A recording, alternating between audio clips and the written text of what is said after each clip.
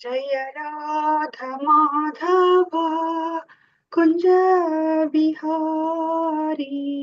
जय राधा माधव कुंज बिहारी। जय गोपी जन वल्लभा। जय गोपी जन वल्लभा। गिरिवरधारी गिरिवरधारी। यशोदनन्दन व्रज जनरञ्जन। यशोदनन्दन व्रज जनरञ्जन। यमुनतीरावनचारी। यमुनतीरावनचारी। जयो राधा माधव कुंज बिहारी। जयो राधा माधव कुंज बिहारी। हरे कृष्ण कृष्ण कृष्ण हरे हरे। हरे राम राम राम हरे हरे। हरे कृष्ण कृष्ण कृष्ण हरे हरे। हरे राम राम राम हरे हरे। हरे कृष्ण कृष्ण कृष्ण हरे हरे। हरे राम राम राम हरे हरे। हरे कृष्ण कृष्ण कृष्ण हरे हरे। हरे राम राम राम हरे हरे। ಹರೇ ಕೃಷ್ಣ. ಮಾತಾಜಿಗಳ ಪ್ರಭುಜಿಗಳು ಎಲ್ಲರಿಗೂ ಈ ಕಾರ್ಯಕ್ರಮಕ್ಕೆ ಸ್ವಾಗತವನ್ನ ಕೊಡ್ತಾ ಇದೀನಿ. ಇವತ್ತಿನ ತರಗತಿಯನ್ನು ನಾನು ಶುರು ಮಾಡ್ತಾ ಇದ್ದೀನಿ. ಓಂ ನಮೋ ಭಗವತೆ ವಾಸುದೇವಾಯ. ಓಂ ನಮೋ ಭಗವತೆ ವಾಸುದೇವಾಯ. ಓಂ ನಮೋ ಭಗವತೆ ವಾಸುದೇವಾಯ. ಇಸ್ಕಾನ್ ಮಂಗಳೂರು ಶ್ರೀ ಶ್ರೀ ರಾಧಾಗೋವಿಂದ ದೇವಸ್ಥಾನದ ವತಿಯಿಂದ ನಡೆಸಿಕೊಡುತ್ತಿರುವ ಭಕ್ತಿ ಸದಾಚಾರ ತರಗತಿಗೆ ಎಲ್ಲರಿಗೂ ಸ್ವಾಗತವನ್ನ ಕೋರುತ್ತಾ ಇದ್ದೇನೆ. ಶ್ರೀ ಶ್ರೀ ರಾಧಾ ಗೋವಿಂದ ಅವರ ಚರಣಾರ ಬಿಂದಗಳಲ್ಲಿ ನನ್ನ ನಮಸ್ಕಾರಗಳನ್ನು ಸಲ್ಲಿಸುತ್ತಾ, ಈ ಕೃಷ್ಣ ಪ್ರಜ್ಞೆಯನ್ನು ಪ್ರಪಂಚದಾದ್ಯಂತ ಹರಡಿರುವ ಎಸಿ ಭಕ್ತಿ ವೇದಾಂತ ಸ್ವಾಮಿ ಪ್ರಭುಪಾದ ಅವರಿಗೂ ನನ್ನ ನಮನಗಳನ್ನು ಸಲ್ಲಿಸುತ್ತಾ, ಈ ದೇವಸ್ಥಾನದ ಮುಖ್ಯಸ್ಥರು, ಈ ಕಾರ್ಯಕ್ರಮದ ಕಾರ್ಯಕರ್ತರುಗಳು ಮತ್ತು ನನ್ನ ಗುರುಗಳಾದ ಪೂಜ್ಯ ನವನಿಷ್ಠದಾಸ್ ಪ್ರಭುಜಿಯವರಿಗೂ ನನ್ನ ನಮಸ್ಕಾರಗಳನ್ನು ಸಲ್ಲಿಸುತ್ತಾ, ಗುರು ಪ್ರಾರ್ಥನೆಯೊಂದಿಗೆ ನಾನು ದಿನದ ಕಾರ್ಯಕ್ರಮವನ್ನ ಶುರು ಮಾಡುತ್ತಾ ಇದ್ದೇನೆ. ಓಂ ಅಜ್ಞಾನತಿಮಿರಾಂಧಸ್ಯ ಜ್ಞಾನಾಂಜನಶಲಾಕಯ ಚಕ್ಷುರ್ ಉನ್ಮೀಲಿತಂ ಯೇನ ತಸ್ಮೈ ಶ್ರೀ ಗುರವೇ ನಮಃ. ಶ್ರೀ ಚೈತನ್ಯ ಮನೋಭೀಷ್ಟಂ ಸ್ಥಾಪಿತಂ ಯೇನ ಭೂತಲೆ ಸ್ವಯಂ ರೂಪಃ ಕದಾ ಮಹ್ಯಂ ದದಾತಿ ಸ್ವಪದಾಂತಿಕಂ. ವಂದೇಹಂ ಶ್ರೀ ಗುರೋಃ ಶ್ರೀಯುತಪದಕಮಲಂ ಶ್ರೀ ಗುರೂನ್ ವೈಷ್ಣವಾಂಶ್ಚ ಶ್ರೀರೂಪಂ ಸಾಗ್ರಜಾತಂ सहगण रघुनाथान्वितं तं सजीवं साद्वैतं सावधूतं परिजन सहितं कृष्ण चैतन्य देवं श्री राधा कृष्ण पादान् सहगण ललिता श्री विशाखान्वितांश्च. हे कृष्णा करुणा सिन्धो दीनबन्धो जगत्पते गोपेश गोपिका कान्ता राधा कान्त नमोस्तुते. तप्त काञ्चन गौरांगी राधे वृन्दावनेश्वरी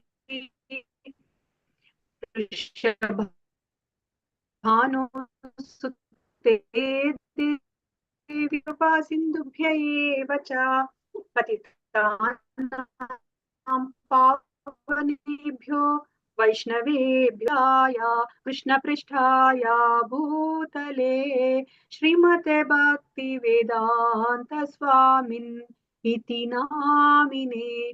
नमस्ते सरस्वते देवे गौरवाणी प्रचारिणे निर्विशेष शून्यवादी पाश्चात्य देशतारिणे.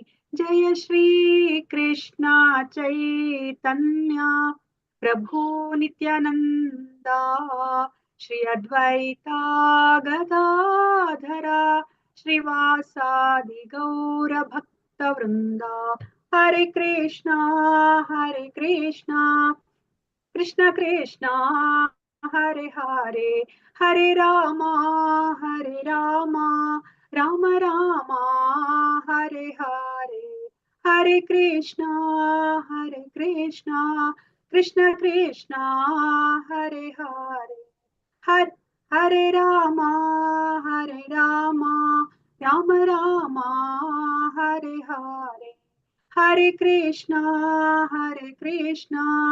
कृष्ण कृष्ण हरे हरे हरे राम राम हरे हरे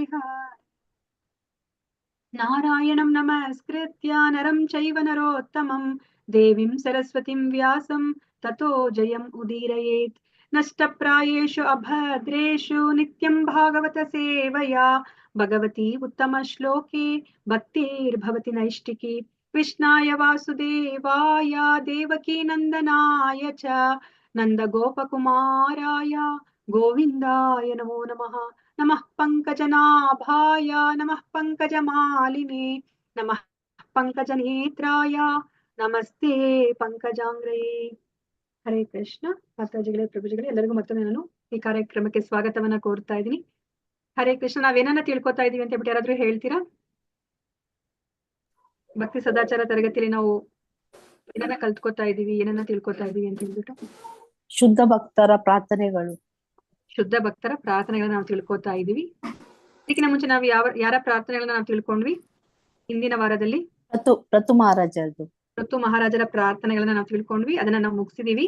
ಸೊ ಈಗ ನಾವು ಯಾರ ಪ್ರಾರ್ಥನೆಗಳನ್ನ ನಾವು ತಿಳ್ಕೊತಾ ಇದೀವಿ ಇವತ್ತಿನ ದಿನ? ವೃತ್ತಾಸುರ. ವೃತ್ರಾಸುರನ ಪ್ರಾರ್ಥನೆಗಳನ್ನ ನಾವು ತಿಳ್ಕೊತಾ ಇದೀವಿ. ಯಾರಿಗಾದ್ರೂ ಗೊತ್ತಾ ವೃತ್ರಾಸುರ ಯಾರು ಅಂತ ಹೇಳ್ಬಿಟ್ಟು? ಹರೇ ಕೃಷ್ಣ. ವೃತ್ರಾಸುರನ ಬಗ್ಗೆ ಗೊತ್ತಾ ಯಾರಿಗಾದ್ರೂ?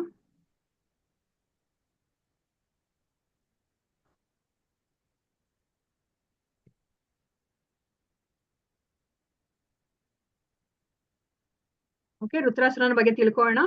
ಸೊ ಆಕ್ಚುಲಿ ಇದು 6ನೇ ಸ್ಕಂದದಲ್ಲಿ ಬರುತ್ತೆ. ಸೊ 7ನೇ ಅಧ್ಯಾಯದಿಂದ ಆಲ್ಮೋಸ್ಟ್ ಕೊನೆಯ ತನಕನೂ ಸಹ ವೃತ್ರಾಸುರನ ಬಗ್ಗೆನೆ ಬರುತ್ತೆ. ಅದಾದ್ಮೇಲೆ ನಮ್ಗೆ ಫಲಶ್ರುತಿಯನ್ನ ಹೇಳ್ತಾರೆ ಶುಕ ಮುನಿಗಳು. ಏನು ಅಂತಂದ್ರೆ ಈ ವೃತ್ರಾಸುರನ ಬಗ್ಗೆ ನಾವು ತಿಳ್ಕೊಂಡ್ರೆ ಅಂತ ಹೇಳ್ಬಿಟ್ಟು ಹೇಳ್ತಾರೆ. ಈ ರುದ್ರಾಸುರನ ವೃತ್ತಾಂತವನ್ನ ನಾವು ತಿಳ್ಕೊಂಡ್ರೆ ಇವ್ರನ್ನ ಗಾಡ್ಲಿ ಡೆಮನ್ ಅಂತ ಕರೀತಾರೆ, ಡಿಮನ್ ಅಂತ ಕರೀತಾರೆ ಅಲ್ವಾ? ಸೊ ದೇವ ರಾಕ್ಷಸ ಅಂದ್ರೆ ರಾಕ್ಷಸ, ಆದ್ರೆ ಎಲ್ಲ ದೈವಿ ಗುಣಗಳನ್ನ ಹೊಂದಿರುವಂತಹ ರಾಕ್ಷಸ. ಸೊ ಇವ್ರ ಬಗ್ಗೆ ನಾವು ತಿಳ್ಕೊಳ್ಳೋಣಂತೆ. ಸೊ ಒಂದ್ಸತಿ ಅಂದ್ರೆ ಇದರಲ್ಲಿ 4 ಶ್ಲೋಕಗಳು ಬರುತ್ತೆ. ಅವ್ರು ಏನ್ ಪ್ರಾರ್ಥನೆಯನ್ನ ಮಾಡ್ತಾರೆ, ಯಾವಾಗ ಪ್ರಾರ್ಥನೆಯನ್ನ ಮಾಡ್ತಾರೆ, ಎಂತ ಸ್ಥಿತಿಲಿದ್ದಾಗ ಅವರು ದೇವೋತ್ತಮ ಪರಮ ಪುರುಷನ ಕುರಿತಾಗಿ ವೃತ್ರಾಸುರ ಪ್ರಾರ್ಥನೆಯನ್ನ ಮಾಡ್ತಾರೆ ಅಂತ ಹೇಳ್ಬಿಟ್ಟು ನಾವು ಆ 4 ಶ್ಲೋಕಗಳನ್ನ ನಾವು ತಿಳ್ಕೊತಾ ಇದೀವಿ. ಸೊ ಅದಕ್ಕಿಂತ ಮುಂಚೆ ಆ ವೃತ್ರಾಸುರ ಯಾರು, ಸೊ ಅವರು ಅಂದ್ರೆ ಹೇಗೆ ಅವರು ಆವಿರ್ಭಾವರಾದ್ರು ಅದನ್ನ ನಾವು ನೋಡ್ಕೊಂಡು ನಾವು ಅವರ ಪ್ರಾರ್ಥನೆನ ನಾವು ತಿಳ್ಕೊಂಡಂತೆ. ಸೊ ಒಂದ್ಸತಿ ಏನಾಗತ್ತೆ ಅಂತಂದ್ರೆ ಸ್ವರ್ಗದಲ್ಲಿ ನಮ್ಗೆ ಗೊತ್ತಿರೋ ಹಾಗೆ ಇಂದ್ರ ಅವನು ಎಲ್ಲ ಆ ಸ್ವರ್ಗ ಸುಖಗಳನ್ನ ಅನುಭವಿಸ್ತಾ ಇರ್ತಾನೆ. ಪಕ್ಕದಲ್ಲಿ ಶಚಿ ಮಾತೆನೂ ಇರ್ತಾರೆ. ಮುಂದೆ ಅಪ್ಸರರು ನೃತ್ಯವನ್ನ ಮಾಡ್ತಿರ್ತಾರೆ. ಇಂದ್ರ ಅದ್ರಲ್ಲೇನೆ ಮುಳುಗೋಗ್ಬಿಟ್ಟಿರ್ತಾನೆ. ಸೊ ಆ ಸಮಯದಲ್ಲಿ ಏನಾಗತ್ತೆ ಅಂದ್ರೆ ದೇವತೆಗಳ ಗುರುಗಳಾದ ಬೃಹಸ್ಪತಿಗಳು ಒಳಗಡೆ ಕಟ್ ಆಗ್ತದೆ ಮಾತಾಜಿ. ಮಾತಾಜಿ ಡಿಸ್ಟರ್ಬೆನ್ಸ್ ಉಂಟು ಮಾತಾಜಿ, ಕೇಳಿಸ್ತಾ ಇಲ್ಲ.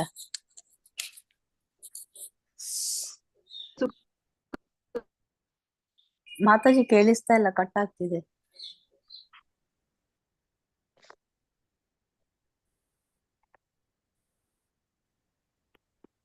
ಹೌದಾ? ಓಕೆ. ಹರೇ ಕೃಷ್ಣ ಕೃಷ್ಣ ಕೃಷ್ಣ ಹರೇ ಹರೇ, ಹರೇ ರಾಮ ರಾಮ ರಾಮ ಹರೇ ಹರೇ, ಹರೇ ಕೃಷ್ಣ ಕೃಷ್ಣ ಕೃಷ್ಣ ಹರೇ ಹರೇ, ಹರೇ ರಾಮ ರಾಮ ರಾಮ ಹರೇ ಹರೇ, ಹರೇ ಕೃಷ್ಣ ಕೃಷ್ಣ ಕೃಷ್ಣ ಹರೇ ಹರೇ, ಹರೇ ರಾಮ ರಾಮ ರಾಮ ಹರೇ ಹರೇ.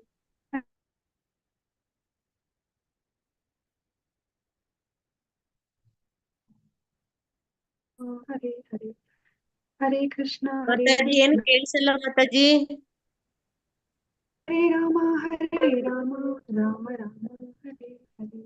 ಮಾತಾಜಿ ಕೇಳಿಸ್ತಾ ಇದೆಯಾ ಈಗ? ಈಗ ಕೇಳಿಸ್ತಾ ಇದೆ. ಹಾ ಮಾತಾಜಿ. ಓಕೆ, ಇದು ಇಂದ್ರನ್ ಬಗ್ಗೆ ನಾನು ಹೇಳಿ ಕೇಳಿಸ್ಕೊಂಡ್ರಾ? ಮಾತಾಜಿ ಅದೆಂತ ನೀವು ಫಲಶ್ರುತಿ ಹೇಳಿದ್ರಲ್ಲ, ಅದ್ರ ನಂತರ ಕೇಳಿರ್ಲಿಲ್ಲ, ಅದೆಂತದ? ಹೌದಾ? ಸ್ಟಾರ್ಟಿಂಗ್ ಅಲ್ಲಿ. ಹೌದು ಮಾತಾಜಿ, ನಾನೆನ್ಸಿದ್ ನಂದೇ ಇಂಟರ್ನೆಟ್ ಅಂತ, ಮತ್ತೆ ನೋಡುವಾಗ ಓ, ಯಾರಿಗೂ ಕೇಳಿಸ್ತಾ ಇಲ್ಲ. ಹೌದು ಮಾತಾಜಿ. ಓಕೆ ಮಾತಾಡಿ, ಜಸ್ಟ್ ಅದನ್ನ ರಿಪೀಟ್ ಮಾಡ್ತೀನಿ. ಸೊ ಹಾ ಇವಾಗ ನಾವು ಯಾಕೆ? ರುದ್ರದೇವರ ಬಗ್ಗೆ ನಾವು ಏನ್ ತಿಳ್ಕೊಳ್ಳಿಕ್ಕೆ ಹೊರಟಿದೀವಿ, ಅದು ಅವ್ರ ಬಗ್ಗೆ ಈಗ ನಮ್ಗೆ ಶ್ರೀಮದ್ ಭಾಗವತದ 6ನೇ ಸ್ಕಂದದಲ್ಲಿ ಬರುತ್ತೆ. ಆಲ್ಮೋಸ್ಟ್ 7ನೇ ಅಧ್ಯಾಯದಿಂದ ಇಟ್ಕೊಂಡು ಕೊನೆಯ ಅಧ್ಯಾಯಗಳ ತನಕನೂ ಸಹ 7-8 ಅಧ್ಯಾಯಗಳು ಇವರ ಕುರಿತಾಗೇನೆ ಬರುತ್ತೆ. ಕೊನೆಗೆ ಶುಕ ಮುನಿಗಳು ಹೇಳ್ತಾರೆ, ಈ ವೃತ್ರಾಸುರನ ಈ ವೃತ್ತಾಂತ ಎಷ್ಟು ಅದು ಪವರ್ಫುಲ್ ಅಂತಂದ್ರೆ ನಮ್ಗೆ ನಾವ್ ಮಾಡಿರುವಂತಹ ಎಲ್ಲಾ ಪಾಪಗಳನ್ನ ಅದು ನಿವಾರಿಸುತ್ತಂತೆ ಅದನ್ನ ಶ್ರವಣ ಮಾಡೋದ್ರಿಂದ. ಸೊ ಆತರ ಹೇಳ್ತಾರೆ. ಮತ್ತೆ ಈ ವೃತ್ರಾಸುರ ಅನ್ನೋರ್ನ ಗಾಡ್ಲಿ ಡಿಮನ್ ಅಂತ ಕರೀತಾರೆ. ಅಂದ್ರೆ ಅವರು ರಾಕ್ಷಸ, ಆದ್ರೆ ಎಲ್ಲ ದೈವಿ ಗುಣಗಳನ್ನ ಅವರು ಹೊಂದಿದ್ದಾರೆ. ಸೊ ಅವರು ಯಾವ ಸಮಯದಲ್ಲಿ ಈ ಪ್ರಾರ್ಥನೆಗಳನ್ನ ಮಾಡ್ತಾರೆ, 4 ಪ್ರಾರ್ಥನೆಗಳನ್ನ ಮಾಡ್ತಾರೆ ಅವರು, ಅದು ಯಾವಾಗ ಮಾಡ್ತಾರೆ ಅಂತ ಹೇಳ್ಬಿಟ್ಟು ನಾವು ತಿಳ್ಕೊಳ್ಳೋಣಂತೆ. ಮತ್ತೆ ಈ ವೃತ್ರಾಸುರ ಹೇಗೆ ಅವರು ಆವಿರ್ಭವಿಸ್ತಾರೆ ಅಂತ ಹೇಳ್ಬಿಟ್ಟು ನಾವು ಇವಾಗ ತಿಳ್ಕೊಳ್ಳೋಣಂತೆ. ಸೊ ಅದಕ್ಕಿಂತ ಮುಂಚೆ ಏನು ಕಾರಣ ಈ ವೃತ್ರಾಸುರ ಈ ಆವಿರ್ಭವಿಸೋದಿಕ್ಕೆ ಅಂತ ಹೇಳ್ಬಿಟ್ಟು ನಾವು ತಿಳ್ಕೊಳ್ಳೋಣಂತೆ. ಸೊ ಒಂದ್ಸತಿ ಏನಾಗುತ್ತೆ, ಇಂದ್ರ ಸಭೆ ನಡೀತಾ ಇರುತ್ತೆ. ಅವಾಗ ಇಂದ್ರ ಅವರು ಅಂದ್ರೆ ತನ್ನ ಸಿಂಹಾಸನದಲ್ಲಿ ಕುತ್ಕೊಂಡಿರ್ತಾರೆ, ಪಕ್ಕದಲ್ಲಿ ಶಚಿ ಮಾತೆ ಇರ್ತಾರೆ, ಮುಂದೆ ಅಪ್ಸರೆಯರು ನೃತ್ಯವನ್ನ ಮಾಡ್ತಾ ಇರ್ತಾರೆ. ಇಂದ್ರ ಅವರು ತನ್ನ ಸುಖ ಭೋಗದಲ್ಲಿ ಅವರು ಮುಳುಗಿರ್ತಾರೆ. ಆ ಸಮಯದಲ್ಲಿ ದೇವತೆಗಳ ಗುರುವಾದ ಬೃಹಸ್ಪತಿಯವರು ಒಳಗಡೆ ಬರ್ತಾರೆ. ಆದ್ರೆ ಇಂದ್ರ ಎಷ್ಟು ಅವನು ಮಗ್ನನಾಗಿರ್ತಾನೆ ಅಂತಂದ್ರೆ ಆ ಗುರುಗಳ ಬರುವಿಕೆಯನ್ನು ಸಹ ಅವನು ಗಮನಿಸೋದಿಲ್ಲ. ಎದ್ದು ನಿಂತ್ಕೊಂಡು ಅವರು ಸ್ವಾಗತವನ್ನು ಕೊಡೋದಿಲ್ಲ. ಆಗ ಬೃಹಸ್ಪತಿಯವರು ಏನು ಬೇಜಾರು ಮಾಡ್ಕೊಳೋದಿಲ್ಲ, ಅವರು ಹೊರಟೋಗ್ಬಿಡ್ತಾರೆ, ಆ ಸಭೆಯಿಂದ ಹೊರಟೋಗ್ಬಿಡ್ತಾರೆ. ಆಮೇಲೆ ಅವರು ಅಲ್ಲಿ ಕಾಣಿಸ್ಕೊಳೋದೇ ಇಲ್ಲ, ಮತ್ತೆ ಅವರು ಸಭೆಗೂ ಬರೋದಿಲ್ಲ, ಕಣ್ಮರೆ ಆಗ್ಬಿಡ್ತಾರೆ. ಆಗ ಇಂದ್ರನಿಗೆ ಇದರ ಅರಿವಾಗುತ್ತೆ, ಅವನಿಗೆ ಬೇಜಾರಾಗುತ್ತೆ, ನಾನು ತಪ್ಪು ಮಾಡಿದೆ, ಇವಾಗ ನಾನು ಗುರುವಿಗೆ ಅಪರಾಧವನ್ನ ನಾನು ಮಾಡಿದೀನಿ ಅಂತ ಹೇಳ್ಬಿಟ್ಟು ಅವನಿಗೆ ಗೊತ್ತಾಗುತ್ತೆ. ಆದ್ರೆ ಇಲ್ಲಿ ಏನಾಗೋಗುತ್ತೆ, ಗುರುವಿಗೆ ಈಗ ಅಪರಾಧ ಮಾಡಿರೋದ್ರಿಂದ ಅವರ ದೇವತೆಗಳ ಎಲ್ಲ ಅವರ ಏನು ಪ್ರಭಾವ ಕಡಿಮೆ ಆಗ್ತಾ ಹೋಗುತ್ತೆ. ಸೊ ಇದೇ ಸಮಯದಲ್ಲಿ ರಾಕ್ಷಸರು ಇವ್ರ ಮೇಲೆ ಯುದ್ಧಕ್ಕೆ ಬರ್ತಾರೆ. ಸೊ ಯುದ್ಧಕ್ಕೆ ಬಂದಾಗ ಅವರು ಸೋಲನ್ನ ಅನುಭವಿಸ್ತಾರೆ. ಸೊ ತಮ್ಮೆಲ್ಲ ಸಂಪತ್ತನ್ನ, ಪದವಿ ಎಲ್ಲವನ್ನ ಅವ್ರು ಕಳ್ಕೊತಾರೆ ದೇವತೆಗಳು. ಸೊ ಅವಾಗ ಅವರು ದೇವತೆಗಳೆಲ್ಲನೂ ಅವ್ರಿಗೆ ಏನೇ ಕಷ್ಟ ಬಂದ್ರು ಅವ್ರು ಏನ್ ಮಾಡ್ತಾರೆ, ಅವರು ಬ್ರಹ್ಮನ ಬಳಿ ಹೋಗ್ತಾರೆ. ಸೊ ಅದೇ ತರ ಇವಾಗ ಅವರು ಬ್ರಹ್ಮನ ಬಳಿ ಹೋಗಿ ಅವರು ಪ್ರಾರ್ಥನೆ ಮಾಡ್ಕೋತಾರೆ, ಈ ತರ ಆಗೋಗಿದೆ ನಮ್ಮ ಸ್ಥಿತಿ ಅಂತ ಹೇಳ್ಬಿಟ್ಟು. ಆಗ ಬ್ರಹ್ಮ ಹೇಳ್ತಾರೆ, ಸೊ ಇವಾಗ ನಿಮ್ಗೆ ಮೊದ್ಲು ಒಂದು ಗುರು ಬೇಕು ಅಂತ ಹೇಳ್ಬಿಟ್ಟು, ಸೊ ನೀವು ಒಂದ್ ಕೆಲಸ ಮಾಡಿ, ತ್ವಷ್ಟ ಅಂತ ಒಬ್ರಿದ್ದಾರೆ, ಒಬ್ಬ ಬ್ರಾಹ್ಮಣ. ಸೊ ಅವರ ಮಗ ವಿಶ್ವರೂಪ ಅಂತ ಇದ್ದಾರೆ, ಅವರನ್ನ ಹೋಗಿ ನೀವು ಪ್ರಾರ್ಥನೆ ಮಾಡ್ಕೊಳ್ಳಿ. ಅವರು ನಿಮ್ಗೆ ಗುರುವಾದಾಗ ನಿಮ್ಗೆ ಅವ್ರು ಮಾರ್ಗದರ್ಶನ ತೋರಿಸ್ತಾರೆ. ಆಗ ನೀವೆಲ್ಲ ಕಳ್ಕೊಂಡ್ರೋ ಎಲ್ಲ ಸಂಪತ್ತನ್ನ ನೀವು ಪಡಿತೀರಾ ಅಂತ ಹೇಳ್ಬಿಟ್ಟು ಹೇಳ್ತಾರೆ. ಸೊ ಅದೇ ತರ ಇವಾಗ ಇಂದ್ರ ಏನ್ ಮಾಡ್ತಾನೆ, ಆ ವಿಶ್ವರೂಪನ ಹತ್ರ ಹೋಗ್ತಾನೆ. ವಿಶ್ವರೂಪ ಇನ್ನ ಚಿಕ್ಕ ಬ್ರಾಹ್ಮಣ ಬಾಲಕ, ಆದ್ರೆ ಇವರ ಪ್ರಾರ್ಥನೆಯನ್ನ ಅವರು ಒಪ್ಕೊಂಡು ಅಂಗೀಕಾರ ಮಾಡ್ಕೊಂಡು ಅವ್ರೇನ್ ಮಾಡ್ತಾರೆ, ಆಯ್ತು ನಾನು ನಿಮ್ಮ ಗುರುವಾಗ್ತೀನಿ ಅಂತ ಹೇಳ್ಬಿಟ್ಟು ಹೇಳ್ತಾರೆ. ಸೊ ಇವಾಗ ಆ ವಿಶ್ವರೂಪ ಈಗ ದೇವತೆಗಳ ಗುರುವಾಗಿದ್ದಾನೆ. ಅವರ ಮಾರ್ಗದರ್ಶನದಲ್ಲಿ ಈಗ ಇಂದ್ರಾದಿ ದೇವತೆಗಳು ನಡೀತಾ ಇದ್ದಾರೆ. ಸೊ ಅವರು ವಿಶ್ವರೂಪ ಇಂದ್ರನಿಗೆ ಆ ನಾರಾಯಣ ಕವಚವನ್ನ ತಿಳಿಸಿಕೊಡ್ತಾರೆ. ಆ ನಾರಾಯಣ ಕವಚ ಎಷ್ಟು ಪವರ್ಫುಲ್ ಅಂತಂತಂದ್ರೆ, ಎಂತಹ ಒಂದು ಇದ್ದಾಗ್ಲೂ ಸಹ ನಾವು ಆ ನಾರಾಯಣ ಕವಚವನ್ನ ನಾವು ಪಠಣೆ ಮಾಡಿದ್ರೆ, ಆ ನಾರಾಯಣ ಕವಚ ಅಂದ್ರೆ ಏನಂತ ಹೇಳ್ಬಿಟ್ಟು ನಮ್ಗೆ ಡೀಟೇಲ್ ಆಗಿ ಶ್ರೀಮದ್ ಭಾಗವತದಲ್ಲಿ 6ನೇ ಸ್ಕಂದದಲ್ಲಿ ಒಂದು ಚಾಪ್ಟರ್ ಅದರ ಕುರಿತಾಗೆ ಇದೆ. ಆ ನಾರಾಯಣ ಕವಚವನ್ನ ಯಾರಾದ್ರೂ ಪಠಣೆ ಮಾಡಿದ್ರೆ ಅವ್ರಿಗೆ ಎಂತಹ ಕಷ್ಟಗಳಿದ್ರು ಸಹ ಅದನ್ನ ನಿವಾರಿಸ್ಕೋಬಹುದು ಅಂತ ಹೇಳ್ಬಿಟ್ಟು ಹೇಳ್ತಾರೆ. ಸೊ ಅಂತಹ ಒಂದು ನಾರಾಯಣ ಕವಚವನ್ನ ವಿಶ್ವರೂಪ ಅವರು ಯಾರು ಇಂದ್ರನಿಗೆ ತಿಳಿಸಿಕೊಡ್ತಾರೆ. ಇಂದ್ರ ಏನು ಆ ನಾರಾಯಣ ಕವಚವನ್ನ ಪಠಣೆ ಮಾಡಿ ಅವನು ಏನೆಲ್ಲ ಅವನು ಕಳ್ಕೊಂಡಿದ್ನೋ ಅದೆಲ್ಲವನ್ನ ಇವಾಗ ಅವನು ಮರುಕಳಿಸುವಂತಹ ಶಕ್ತಿಯನ್ನ ಅವನು ಪಡಿತಾನೆ.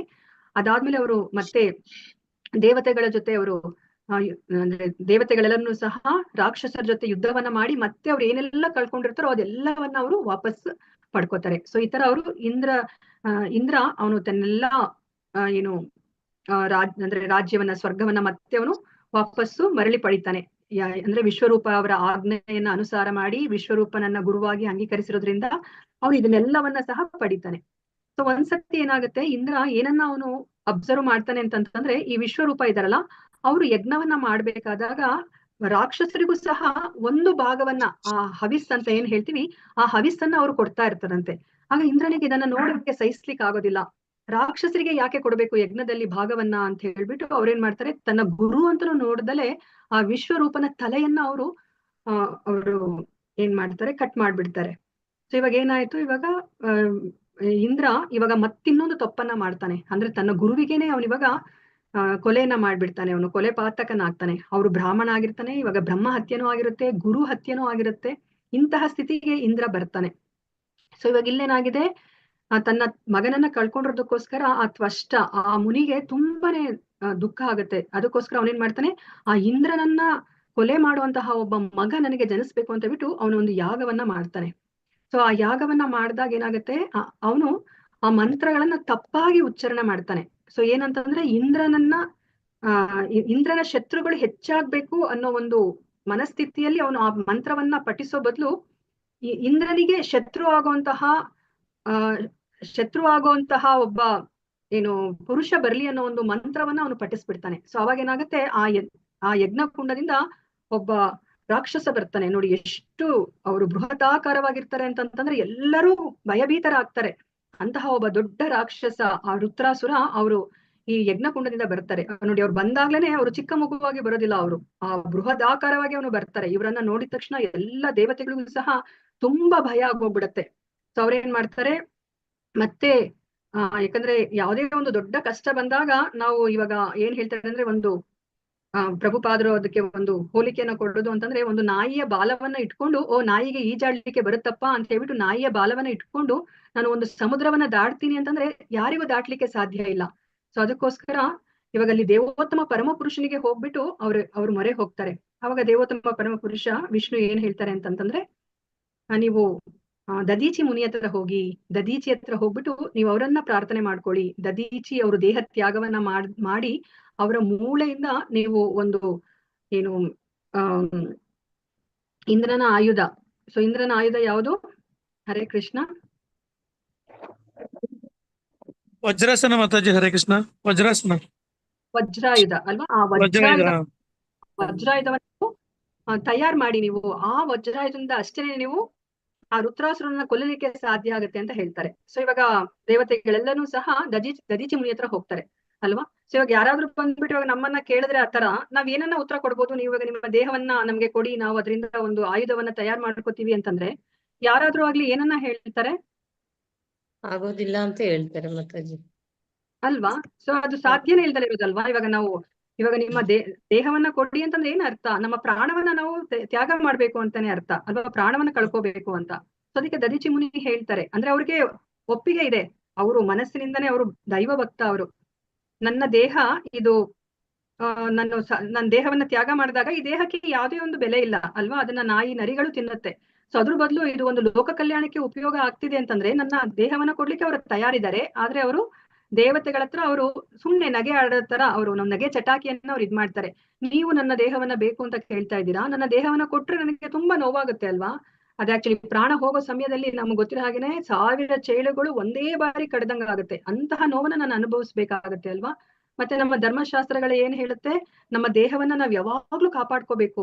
ಆ ದೇಹವನ್ನ ಕಾಪಾಡ್ಕೊಳ್ಲಿಕ್ಕೆ ನಾವು ಒಂದ್ ಸ್ವಲ್ಪ ಧರ್ಮವನ್ನ ನಾವು ಮೀರಿ ನಡೆದ್ರೂ ಪರವಾಗಿಲ್ಲ ಅಂತ ಹೇಳ್ತಾರೆ. ದೇವೋತ್ತಮ ಪರಮ ಪುರುಷನೇ ಏನಾದ್ರೂ ಹೇಳಿದ್ರು ಸಹ ನಾವು ನಮ್ಮ ದೇಹವನ್ನ ನಾವು ಉಳಿಸ್ಕೋಬಹುದು ಅನ್ನೋ ತರ ನಮ್ಗೆ ಧರ್ಮಶಾಸ್ತ್ರಗಳು ಹೇಳ್ತಾರೆ. ನಾನು ದೇಹವನ್ನ ಕೊಡೋದಿಲ್ಲ ಅಂತ ಹೇಳ್ತಾರೆ. ಅದಾದ್ಮೇಲೆ ಮತ್ತೆ ಅವರೆಲ್ಲರೂ ಪ್ರಾರ್ಥನೆನ ಮಾಡ್ಕೋತಾರೆ, ನೀವು ಏನು ಸಾಧುಗಳಿದ್ದೀರಾ. ಸೊ ನಿಮ್ಮ ಧ್ಯೇಯವೇ, ನಿಮ್ಮ ಜೀವನದ ಧ್ಯೇಯವೇ ಪರರ ಸುಖ. ನೀವು ಪರರ ಸುಖಕ್ಕೋಸ್ಕರ ನೀವು ಬದುಕ್ತಾ ಇರೋದು.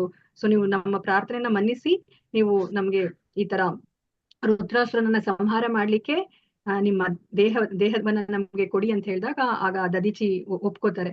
ಸೊ ಇವಾಗ ದೇವೋತ್ತಮ ಪರಮ ಪುರುಷನ ಇಚ್ಛೆ ಇದೇ ತರ ಇದೆ, ನಾನು ಈ ತರ ನಾನು ಅಂದ್ರೆ ಸೇವೆ ಮಾಡ್ಬೇಕು ಅಂತ ಭಗವಂತನ ಇಚ್ಛೆ ಇದೆ ಅಂತಂದ್ರೆ ನನಗೆ ಅದು ಸಂತೋಷವೇ ಅಂತ ಹೇಳ್ಬಿಟ್ಟು ಅವ್ರೇನ್ ಮಾಡ್ತಾರೆ, ದದೀಚಿ ಅವರು ಏನ್ ಹೇಳ್ತಾರೆ, ಆ ಟ್ರಾನ್ಸಿಡೆಂಟಲ್ ಸ್ಟೇಟ್ ಅಂತ ಏನ್ ಹೇಳ್ತೀವಿ, ಆ ಸಮಾಧಿ ಹಂತಕ್ಕೆ ಹೋಗ್ತಾರೆ. ಅವರು ತಮ್ಮನ್ನ ತಾವು ಅವರು ಭಗವಂತನ ಪಾದ ಕಮಲಗಳಲ್ಲಿ ಅವರು ಮನಸ್ಸನ್ನ ಅವರು ಮಗ್ನ ಮಾಡ್ತಾರೆ. ಮಗ್ನ ಮಾಡಿದಾಗ ಆ ದೇಹದಿಂದ ಅವರು ಬೇರ್ಪಡ್ತಾರೆ.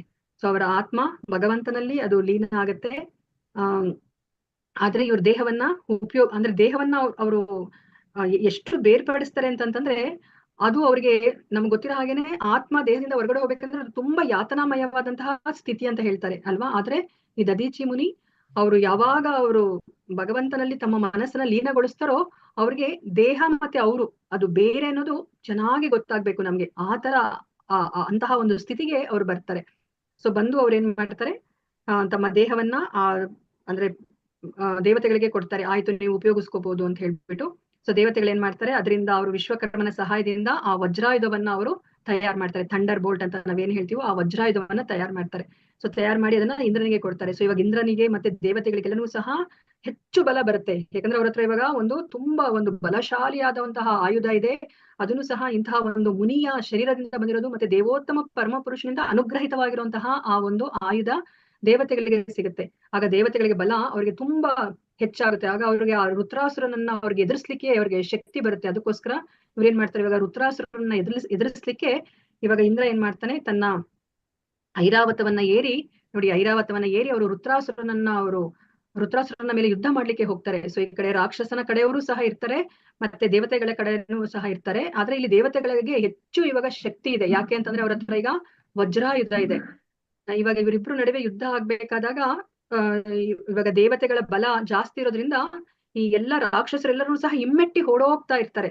ಆಗ ರುದ್ರಾಸುರ ಏನ್ ಮಾಡ್ತಾನೆ, ತನ್ನ ಏನು ಅನುಯಾಯಿಗಳಿಗೆ ಹೇಳ್ತಾನೆ, ರಾಕ್ಷಸರಿಗೆ ಹೇಳ್ತಾರೆ, ನೀವ್ ಏನ್ ಮಾಡ್ತಾ ಇದ್ರ, ನೀವು ಯಾವತ್ತೇ ಆಗ್ಲಿ ಯಾರೇ ಒಬ್ಬ ವೀರ ಅವನು ಯುದ್ಧದಿಂದ ಹಿಮ್ಮೆಟ್ಟಿದ್ರೆ ಅವನ ಜೀವನಕ್ಕೆ ಅಂದ್ರೆ ಅವನ ಒಂದು ಇರುವಿಕೆಗೆ ಯಾವುದೇ ಒಂದು ಅರ್ಥ ಇಲ್ಲ, ನೀವು ಹಿಮ್ಮೆಟ್ ಕೂಡ್ದು ಅಂತ ಹೇಳ್ಬಿಟ್ಟು ಅವ್ರಿಗೆ ಹೇಳ್ತಾನೆ.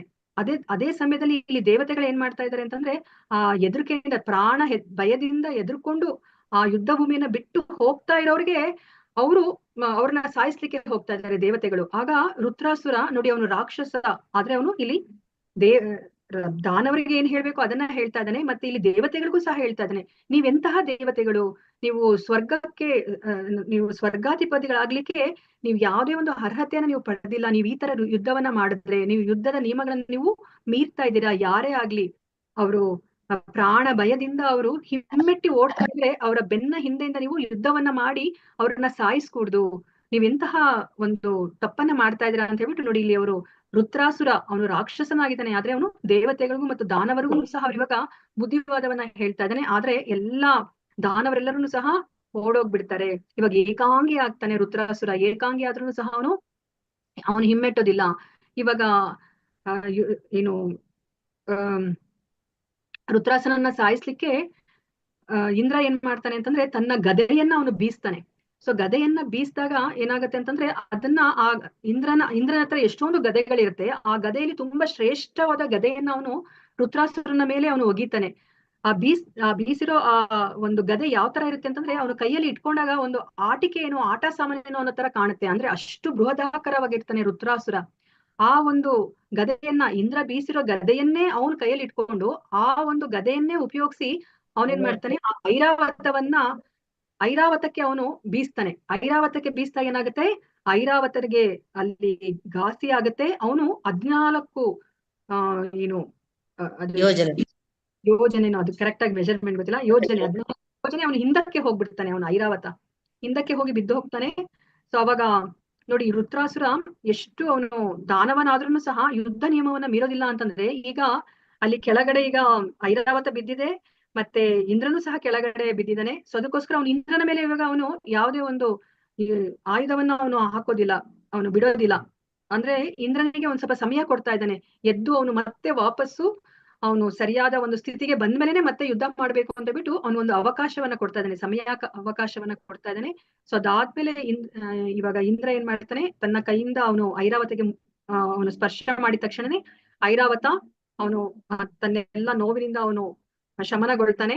ಅವನು ಮತ್ತೆ ಯುದ್ಧವನ್ನು ಮಾಡುವಂತಹ ಒಂದು ಸ್ಥಿತಿಗೆ ಅವನು ಬರ್ತಾನೆ.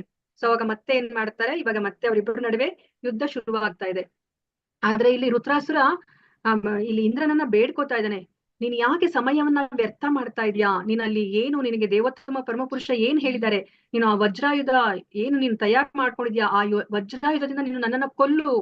ಸೊ ಅದರಿಂದ ನಾನು ದೇವೋತ್ತಮ ಪರಮಪುರುಷನ ಬಳಿಗೆ ನಾನು ಹೋಗ್ತೀನಿ. ನನ್ನ ಕಡೆಯಿಂದ ನಿನಗೆ ಒಂದು ಪ್ರಾರ್ಥನೆ ಏನು ಅಂತಂದ್ರೆ, ನಾನು ಭಗವಂತನಲ್ಲಿ ನಾನು ಪ್ರಾರ್ಥನೆಯನ್ನ ಮಾಡ್ತಾ ಇರ್ಬೇಕಾದ್ರೆ ನನಗೆ ಈ ವಜ್ರಾಯುಧದಿಂದ ನೀನು ನನ್ನನ್ನ ಕೊಲ್ಲು.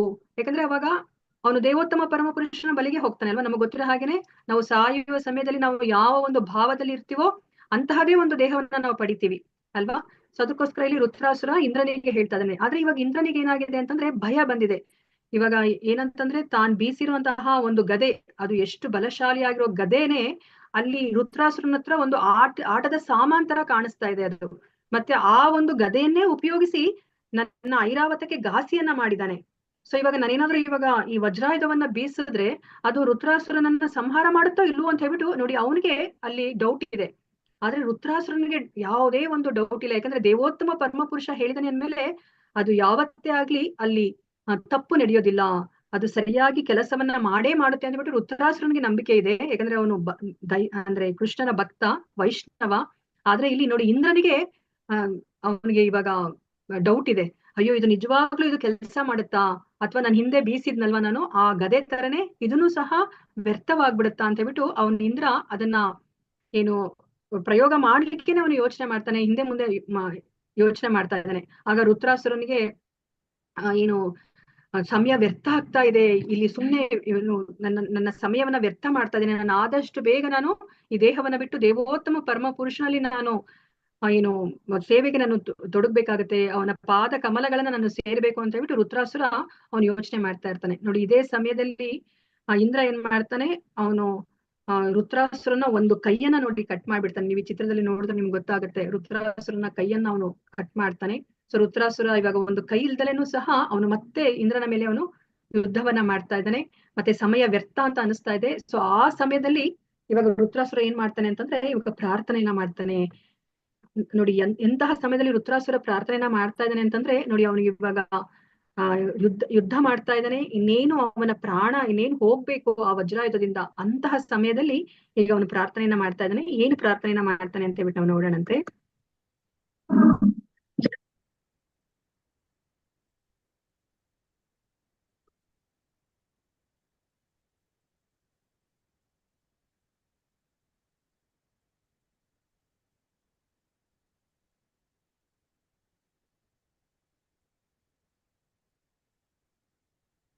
ಇದು 6ನೇ ಸ್ಕಂದದ 11ನೇ ಅಧ್ಯಾಯದ 24ರಿಂದ 27ನೇ ಶ್ಲೋಕದ ತನಕ ಈ 4 ಶ್ಲೋಕಗಳು ರುದ್ರಾಸುರನ ಪ್ರಾರ್ಥನೆಗಳು. ಶ್ಲೋಕ 24. ಅಹಂ ಅರೇ ತವ ಪಾದೈಕ ಮೂಲ ದಾಸಾನುದಾಸೋ ಭವಿತಾಸ್ಮಿ ಭೂಯಃ ಮನಸ್ಮರೇತಾ ಸುಪತೇರ್ಗುಣಾಂಸ್ತೆ ಗೃಣೀತಾ ವಾ ಕರ್ಮ ಕರೋತು ಕಾಯಃ. ಹರೇ ಕೃಷ್ಣ. ಎಲ್ಲರೂ ಇದನ್ನ ಹೇಳೋಣಂತೆ. ಹರೇ ಕೃಷ್ಣ. ಒಂದ್ ಲೈನ್ ಹೇಳಿದ್ದಾದ್ಮೇಲೆ ನೀವು ರಿಪೀಟ್ ಮಾಡಿ. ಅಹಂ ಅರೇ ತವ ಪಾದೈಕ ಮೂಲ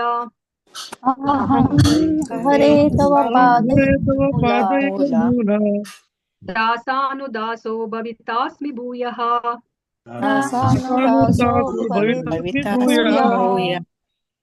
ಮನಸ್ಮರೇತಾ ಸುಪತೇರ್ ಗುಣಾಂಸ್ತೆ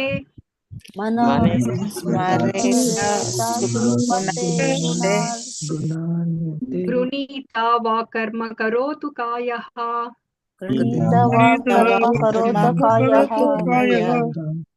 ಅಹಂ ಹರೇ ತವ ಪಾದೈಕ ಮೂಲ ಪಾದೈಕ ಮೂಲ ದಾಸಾನುದಾಸೋ ಭವಿತಾಸ್ಮಿ ಭೂಯಃ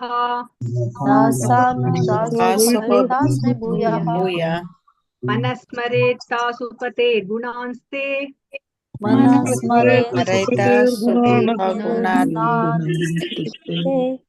ಗೃಣೀತಾ ವಾ ಕರ್ಮ ಕರೋತು ಕಾಯಃ.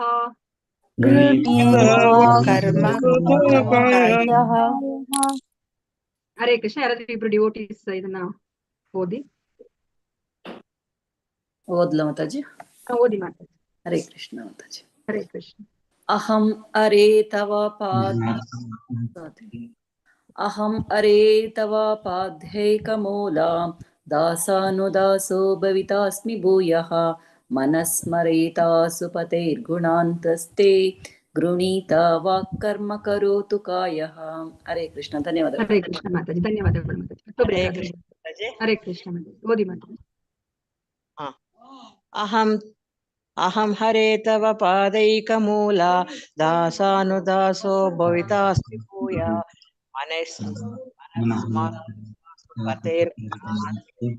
ಗೃಣೀತಾ ವಾ ಕರ್ಮ ಕರೋತು ಕಾಯಃ.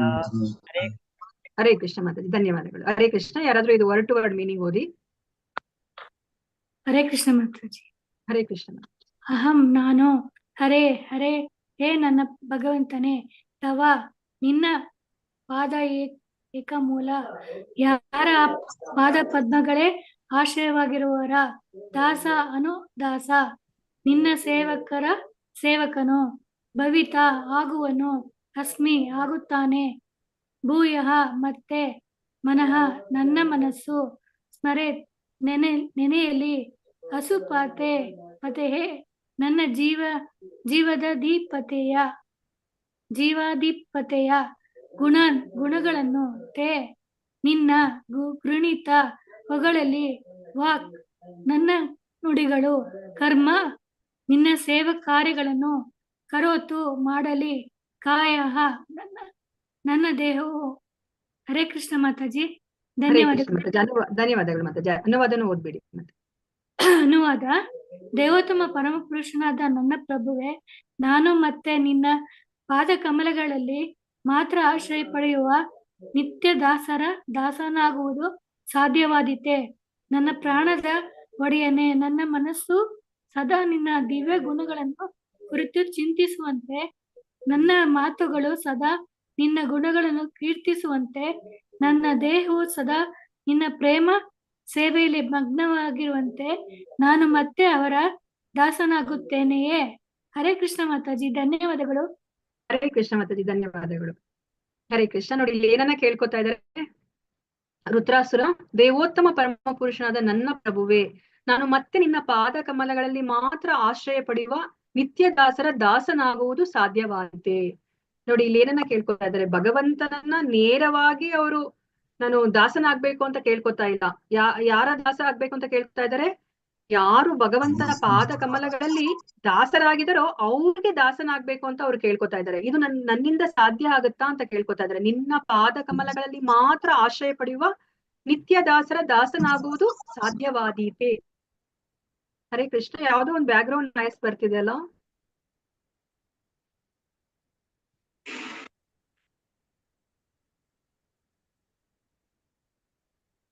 ಅಲ್ಲ, ನಮಗ್ ಗೊತ್ತಿರೋ ಹಾಗೇನೆ ನಮ್ಗೆ ಯಾವಾಗ್ಲೂ ಇದನ್ನ ಹೇಳ್ತಾನೆ ಇರ್ತಾರಲ್ವಾ ಪ್ರಭುಜಿಗಳು. ಯಾವುದೇ ಒಂದು ನಮ್ಗೆ ಅಂದ್ರೆ ದೇವೋತ್ತಮ ಪರಮ ಪುರುಷನ ಬಳಿಗೆ ಹೋಗ್ಬೇಕಂದ್ರೆ ಅಂದ್ರೆ ಅಥವಾ ಗೋಲೋಕ ವೃಂದಾವನಕ್ಕೆ ನಾವು ಹೋಗ್ಬೇಕು ಅಂತಂದ್ರೆ ನಮ್ಗೆ ಅಲ್ಲಿ ಡೋರ್ ಕೀಪರ್ಸ್ ಇರ್ತಾರೆ ಅಲ್ವಾ. ಅವ್ರು ನಮ್ಮನ್ನ ಕೇಳ್ತಾರೆ, ನೀವ್ ಯಾರು ಅಂತ ಕೇಳಿದಾಗ ನಾವೇನಾದ್ರೂ ನಮ್ಮ ಹೆಸರನ್ನ ಹೇಳಿದ್ರೆ, ನಾನು ಇಂಥವ್ರು ಅಂತ ಹೇಳಿದ್ರೆ ಅವ್ರು ನಮ್ಗೆ ಏನ್ ಮಾಡ್ತಾರೆ, ಒಳಗಡೆ ಅವ್ರ ಎಂಟ್ರಿಯನ್ನ ಬಿಡ್ತಾರಾ? ಬಿಡುದಿಲ್ಲ ಮಾತಾಜಿ. ಮತ್ತೆ ನಾವೇನನ್ನ ಹೇಳ್ಬೇಕು? ಗುರುಗಳ ಹೆಸರು. ನಾವು ಅವರ ದಾಸ ಅಂತ ಹೇಳಿದ್ರೆ ಅಷ್ಟೇನೆ. ಸರಿ ಆಯ್ತು, ಬನ್ನಿ ನೀವು ನಾವು ಅಂದ್ರೆ ಶೀಲ ಪ್ರಭುಪಾದ ಅವರ ಶಿಷ್ಯರಾದ ಇವ್ರು ಅಂತ ಹೇಳ್ಕೊಂಡು ನಾವ್ ಅಂದ್ರೆ ನಾವ್ ಯಾರು ನಮ್ಗೆ ಅಂದ್ರೆ ಆ ಶಿಕ್ಷಾ ಗುರುಗಳು ಇರ್ತಾರೋ ಅವ್ರ ಹೆಸರಿಂದ ಸ್ಟಾರ್ಟ್ ಮಾಡ್ಕೊಂಡು ನಾವು ಹೋದಾಗ ಅಷ್ಟೇನೆ ಅವ್ರ ಏನ್ ಮಾಡ್ತಾರೆ, ನಮ್ಮನ್ನ ಆಯ್ತು ನೀವು ಬನ್ನಿ ಒಳಗಡೆ ಅಂತ ಹೇಳ್ತಾರೆ. ಇವಾಗ ನಾನೇನಾದ್ರೂ ನನ್ನ ಹೆಸರನ್ನ ಹೇಳಿದ್ರೆ, ಇಲ್ಲ ನೀನು ಮತ್ತೆ ಏನು ಭೌತಿಕ ಪ್ರಪಂಚಕ್ಕೆ ಹೋಗ್ಬೇಕು ಅಂತ ಹೇಳ್ಬಿಟ್ಟು ನಮ್ಮನ್ನ ಕಳಿಸ್ಬಿಡ್ತಾರೆ ಅಲ್ವಾ. ಸೊ ಅದು ನಮ್ಗೆ ತುಂಬಾ ಮುಖ್ಯವಾಗಿರುತ್ತೆ. ಯಾಕಂದ್ರೆ ಭಗವಂತ ಯಾರನ್ನ ಅವರು ಇಷ್ಟಪಡ್ತಾರೆ ಅಂತಂದ್ರೆ ಅವರ ನೇರವಾದ ಸೇವೆ ಮಾಡೋರ್ಗಿನ್ನ ಅವರು ಯಾರು ದಾಸನಾಗಿರ್ತಾರೋ ಅವರನ್ನ ಅವರು ಇಚ್ಛೆ ಪಡ್ತಾರೆ, ಅಂದ್ರೆ ಇಷ್ಟ ಪಡ್ತಾರೆ ಅವರು ಅಲ್ವಾ. ಅದನ್ನ ಇಲ್ಲಿ ಕೇಳ್ತಾ ಇದ್ದಾರೆ. ನನ್ನ ಪ್ರಾಣದ ಒಡೆಯನೆ, ನನ್ನ ಮನಸ್ಸು ಸದಾ ನಿನ್ನ ದಿವ್ಯ ಗುಣಗಳನ್ನು ಕುರಿತು ಚಿಂತಿಸುವಂತೆ, ನನ್ನ ಮಾತುಗಳು ಸದಾ ನಿನ್ನ ಗುಣಗಳನ್ನು ಕೀರ್ತಿಸುವಂತೆ, ನನ್ನ ದೇಹವು ಸದಾ ನಿನ್ನ ಪ್ರೇಮ ಸೇವೆಯಲ್ಲಿ ಮಗ್ನವಾಗಿರುವಂತೆ ನಾನು ಮತ್ತೆ ಅವರ ದಾಸನಾಗುತ್ತೇನೆಯೇ ಅಂತ ಕೇಳ್ತಾ ಇದ್ದಾರೆ. ನೋಡಿ, ಅವರು ಇವಾಗ ಈ ಭೌತಿಕ ಪ್ರಪಂಚದಲ್ಲಿ ನಾವೇನಾದ್ರೂ ಇಲ್ಲಿ ಇವಾಗ ನಮ್ಮ ಮಕ್ಕಳೇನಾದ್ರೂ ನಾನು ಸರ್ವೆಂಟ್ ತರ ಇರ್ತೀನಿ ಅಂದ್ರೆ ನಾವ್ ಒಪ್ಕೊಂತೀವ? ನಾವ್ ಯಾರ ಹತ್ರ ಹೋಗಿ ಅವರು ಕೆಲಸ ಮಾಡ್ತೀವಿ, ನಾನು ಸೇವಕನ ತರ ಇರ್ತೀವಿ? ಅಥವಾ ಅದು ಬೇಡ, ಅವ್ರು ಸೇವಕನಾಗಿರೋದು ಬೇಡ, ಯಾವ್ದಾದ್ರು ಒಂದು ಪಾಠ ಮಾಡ್ಬೇಕಾದ್ರೆ ಏನ್ ಪಾಠ ಮಾಡ್ತಾ ಇದೆಯಾ ಪುಟ್ಟ ಅಂದ್ರೆ ನಿಮ್ ಸ್ಕೂಲಲ್ಲಿ ಯಾವ್ದೋ ಒಂದು ನಾಟಕ ಇದೆ ಅಂತಂದ್ರೆ ನೀನ್ ಏನ್ ಪಾಠ ಮಾಡ್ತಾ ಇದೀಯ ಅಂತಂದಾಗ ಸೇವಕನ ಪಾಠ ಮಾಡ್ತೀನಿ ಅಂದ್ರೆ ನಮ್ಗೆ ಏನಾಗುತ್ತೆ, ಮನ್ಸು ಅವಾಗ್ಲೇ ಚಿಕ್ಕದನ್ಸುತ್ತೆ ಅಲ್ವಾ. ನೋಡಿ, ಜಸ್ಟ್ ಅದೊಂದು ಪಾಠ ಮಾಡ್ತಾ ಇದ್ದಾನೆ ನನ್ನ ಮಗು ಅಂದ್ರೆ ನಾವು ಒಪ್ಕೊಳೋದಿಲ್ಲ, ಒಂದು ಸೇವಕನ ಪಾಠ ಅಂತಂದ್ರೆ ಅಲ್ವಾ. ಆದ್ರೆ ಇವಾಗ ಇಲ್ಲಿ ಶಾಶ್ವತವಾಗಿ ನಾವು ಸೇವಕರಾಗಿರ್ಬೇಕು ಅಂತ ಹೇಳ್ಬಿಟ್ಟು ಇಲ್ಲಿ ಎಲ್ಲಾ ಭಗವಂತನ ಆ ಶುದ್ಧ ಭಕ್ತರೆಲ್ಲ ಯೋಚನೆ ಮಾಡ್ತಾ ಇದಾರೆ. ಭಗವಂತನ ನೇರವಾದ ಸೇವಕರ ಇಲ್ಲ, ಭಗವಂತನ ಸೇವೆ ಮಾಡೋರ ಸೇವಕ ಅಂತ ಇಲ್ಲಿ ಹೇಳ್ತಾ ಇದ್ದಾರೆ ಅಲ್ವಾ. ನೋಡಿ, ಇಲ್ಲಿ ಏನ್ ಹೇಳ್ತಾರೆ, ಕಾಯ ವಾಚ ಮನಸ ನಾನು ನಿನ್ನ ಸೇವೆಯನ್ನ ಮಾಡ್ತಾ ಇರೋರ ಸೇವಕನಾಗಿ ಇರ್ಲಿಕ್ಕೆ ನನಗೆ ಸಾಧ್ಯ ಆಗುತ್ತಾ ಅಂತ ಹೇಳ್ಬಿಟ್ಟು ಇಲ್ಲಿ ಕೇಳ್ತಾ ಇದ್ದಾರೆ. ಸೊ ನನ್ನ ಮನಸ್ಸು ನಿನ್ನ ದಿವ್ಯ ಗುಣಗಳನ್ನ ಕುರಿತು ಚಿಂತಿಸುವಂತೆ, ನನ್ನ ಮಾತುಗಳು ಸದಾ ನಿನ್ನ ಗುಣಗಳನ್ನ ಕೀರ್ತಿಸುವಂತೆ, ನನ್ನ ದೇಹವು ಸದಾ ನಿನ್ನ ಪ್ರೇಮ ಸೇವೆಯಲ್ಲಿ ಮಗ್ನವಾಗಿರುವಂತೆ ನಾನು ಮತ್ತೆ ಅವರ ದಾಸನಾಗುತ್ತೇನೆಯೇ ಅಂತ ಕೇಳ್ತಾ ಇದ್ದಾರೆ ರುದ್ರಾಸುರ.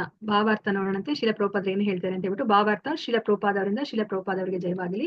ಹರೇ ಕೃಷ್ಣ. ಯಾರಾದ್ರೂ ಒಬ್ರು ಓದಿ ಮಾತಾಜಿ. ನಾನು ಓದ್ತೀನಿ. ಯಾರಾದ್ರೂ ಈ ಶ್ಲೋಕವು ಭಕ್ತಿ ಯೋಗದ ಸಾರ ಸರ್ವಸ್ವವನ್ನೇ ಹಿಡಿದಿಟ್ಟಿದೆ. ವ್ಯಕ್ತಿಯು ಮೊದಲು ಭಗವಂತನ ದಾಸನಾಗಬೇಕು. ದಾಸಾನುದಾಸ. ಜೀವಿಯು ಗೋಪಿ ಜನ ಪೋಷಕನಾದ ಕೃಷ್ಣನ ದಾಸನಾಗಬೇಕೆಂದು ಸದಾ ಹಂಬಲಿಸಬೇಕೆಂದು ಶ್ರೀ ಚೈತನ್ಯ ಮಹಾಪ್ರಭುಗಳು ತಮ್ಮ ನಡೆ ನುಡಿಗಳಿಂದ ತೋರಿಸಿಕೊಟ್ಟರು. ಗೋಪಿ ಭರ್ತೃಹ ಪಾದ ಕಮಲಯೋರ್ ದಾಸಾನುದಾಸಃ ಅಂದರೆ ವ್ಯಕ್ತಿಯು ಗುರು ಶಿಷ್ಯ ಪರಂಪರೆಯಲ್ಲಿ ಬಂದ ಒಬ್ಬ ಗುರುವನ್ನು ಅಂಗೀಕರಿಸಬೇಕು.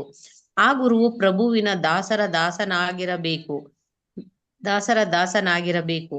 ಅಂತಹ ಗುರುವಿನ ಮಾರ್ಗದರ್ಶನದಲ್ಲಿ ದೇಹ, ಮನಸ್ಸು ಮತ್ತು ಮಾತೆಂಬ ತನ್ನ 3 ಸ್ವತ್ತುಗಳನ್ನು ತೊಡಗಿಸಬೇಕು. ಗುರುವಿನ ಆದೇಶದಂತೆ ದೇಹವು ದೈವಿಕ ಚಟುವಟಿಕೆಗಳಲ್ಲಿ ತೊಡಗಬೇಕು. ಮನಸ್ಸು ಸತತವಾಗಿ ಕೃಷ್ಣನನ್ನು ಕುರಿತು ಚಿಂತನೆ ಮಾಡಬೇಕು. ನುಡಿಗಳು ಭಗವಂತನ ಮಹಿಮೆಗಳನ್ನು ಬೋಧಿಸುವುದರಲ್ಲಿ ಮಗ್ನವಾಗಿರಬೇಕು. ಹೀಗೆ ವ್ಯಕ್ತಿಯು ಭಗವಂತನ ಪ್ರೇಮ ಸೇವೆಯಲ್ಲಿ ಮಗ್ನನಾದರೆ ಅವನ ಜೀವನವು ಸಾರ್ಥಕವಾಗುತ್ತದೆ. ಹರೇ ಕೃಷ್ಣ ಮಾತಾಜಿ. ಹರೇ ಕೃಷ್ಣ ಮಾತಾಜಿ, ಧನ್ಯವಾದಗಳು. ಹರೇ ಕೃಷ್ಣ. ಇವಾಗ ನಮಗೆ ಗೊತ್ತಿರೋ ಹಾಗೆ ಭಗವದ್ಗೀತೆಯಲ್ಲಿ ಒಂದು ಶ್ಲೋಕ 2 ಬಾರಿ ಬರುತ್ತೆ. ಯಾವ್ದದು ಶ್ಲೋಕ? ಯತ್ರ ಯೋಗೇಶ್ವರ ಕೃಷ್ಣ. ಇಲ್ಲ ಮಾತಾಜಿ, ಅದಕ್ಕಿಂತ ಮುಂಚೆ ಒಬ್ರು ಮಾತಾಜಿ ಹೇಳಿದ್ರು, ಅದು ಕರೆಕ್ಟ್ ಆಗಿರೋದು. 9ನೇ ಅಧ್ಯಾಯದಲ್ಲಿ ಬರುತ್ತೆ ಮತ್ತೆ 18ನೇ ಅಧ್ಯಾಯದಲ್ಲಿ ಬರುತ್ತೆ ಅಲ್ವಾ? ಅದೇ ನಮ್ಗೆ ಮುಖ್ಯವಾಗಿರೋ ಶ್ಲೋಕ. ಹೇಳಿ ಮಾತಾಜಿ. ಮನ್ಮನ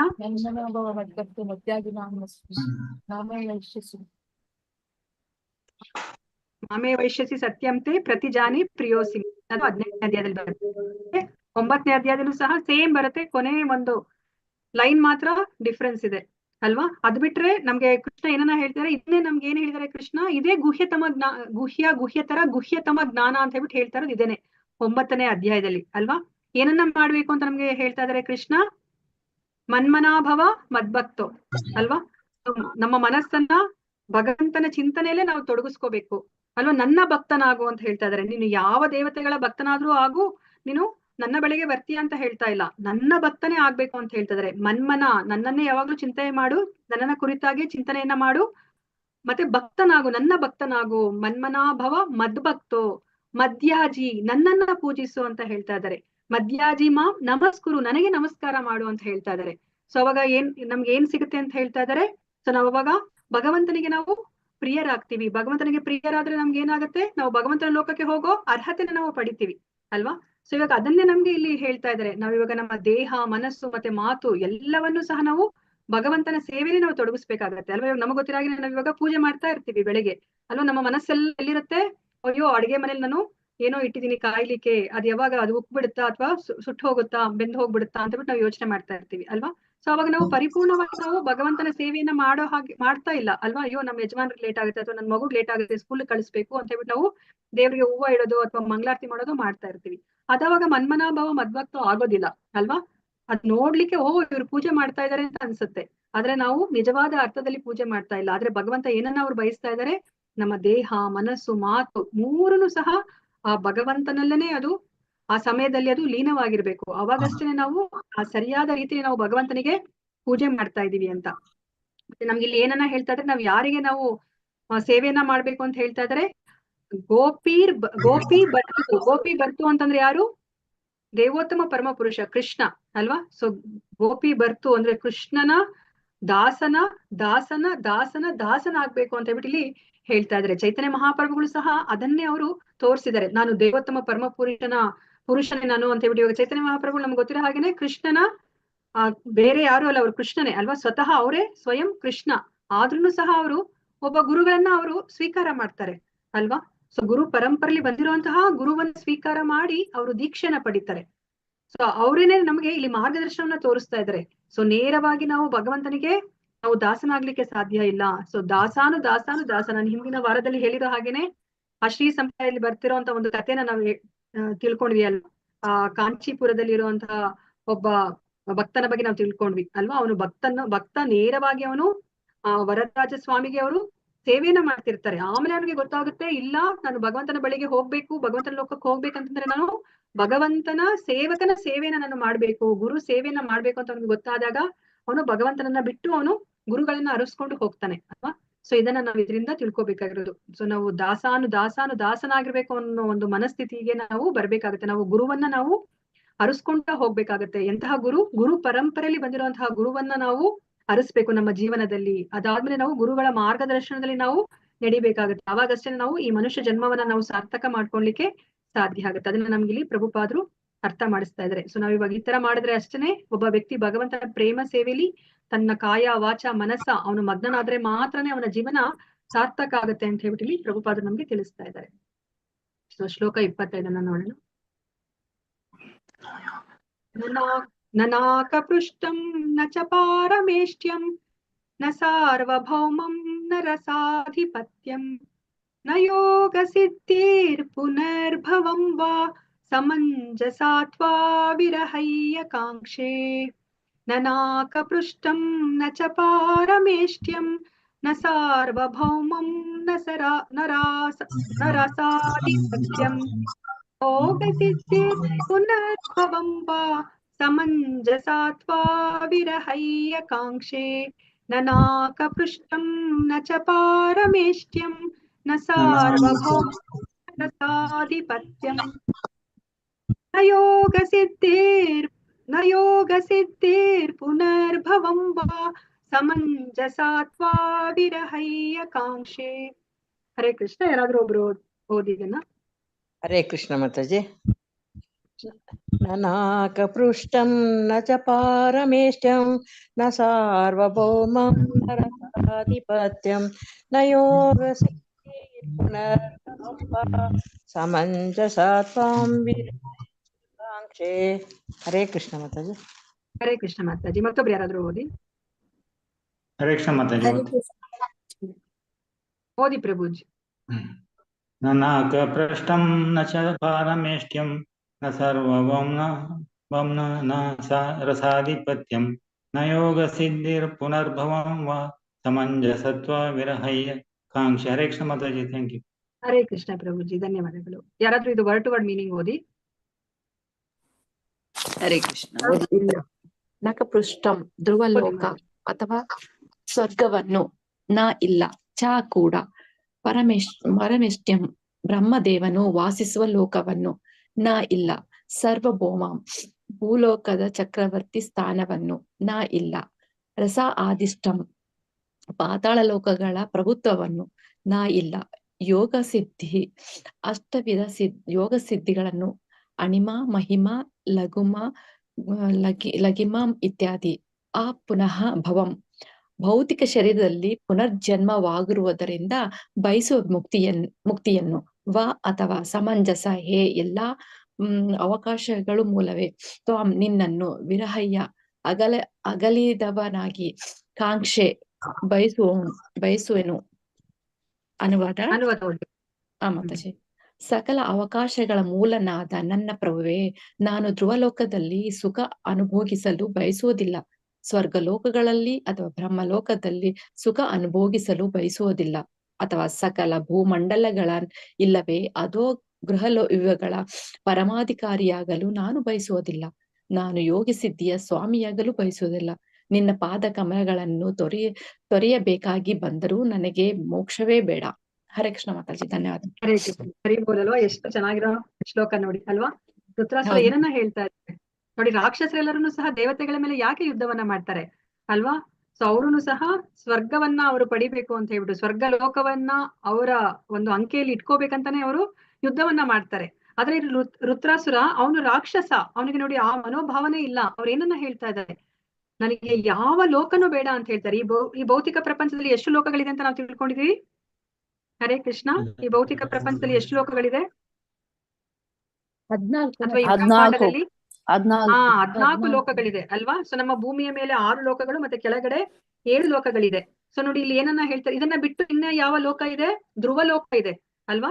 ಸೊ ನಮಗ್ ಗೊತ್ತಿರೋ ಹಾಗೇನೆ ಇಲ್ಲಿ ಆ ಬ್ರಹ್ಮನ ಒಂದು ದಿನ ಮುಗ್ದಿದ ತಕ್ಷಣನೇ ಅವರು ರಾತ್ರಿ ಮಲ್ಕೊಳ್ಳಿಕ್ಕಿನ ಮುಂಚೆ ಅವರು ಎಲ್ಲವನ್ನ ಅವರು ಅಂದ್ರೆ ಸ್ವರ್ಗದ ಕೆಳಗಡೆ ಇರೋ ಎಲ್ಲಾ ಒಂದು ಲೋಕಗಳನ್ನ ಅವರು ಪ್ರಳಯಕ್ಕೆ ಒಳಗಾಗೋ ತರ ಮಾಡ್ಬಿಡ್ತಾರೆ ಅಲ್ವಾ.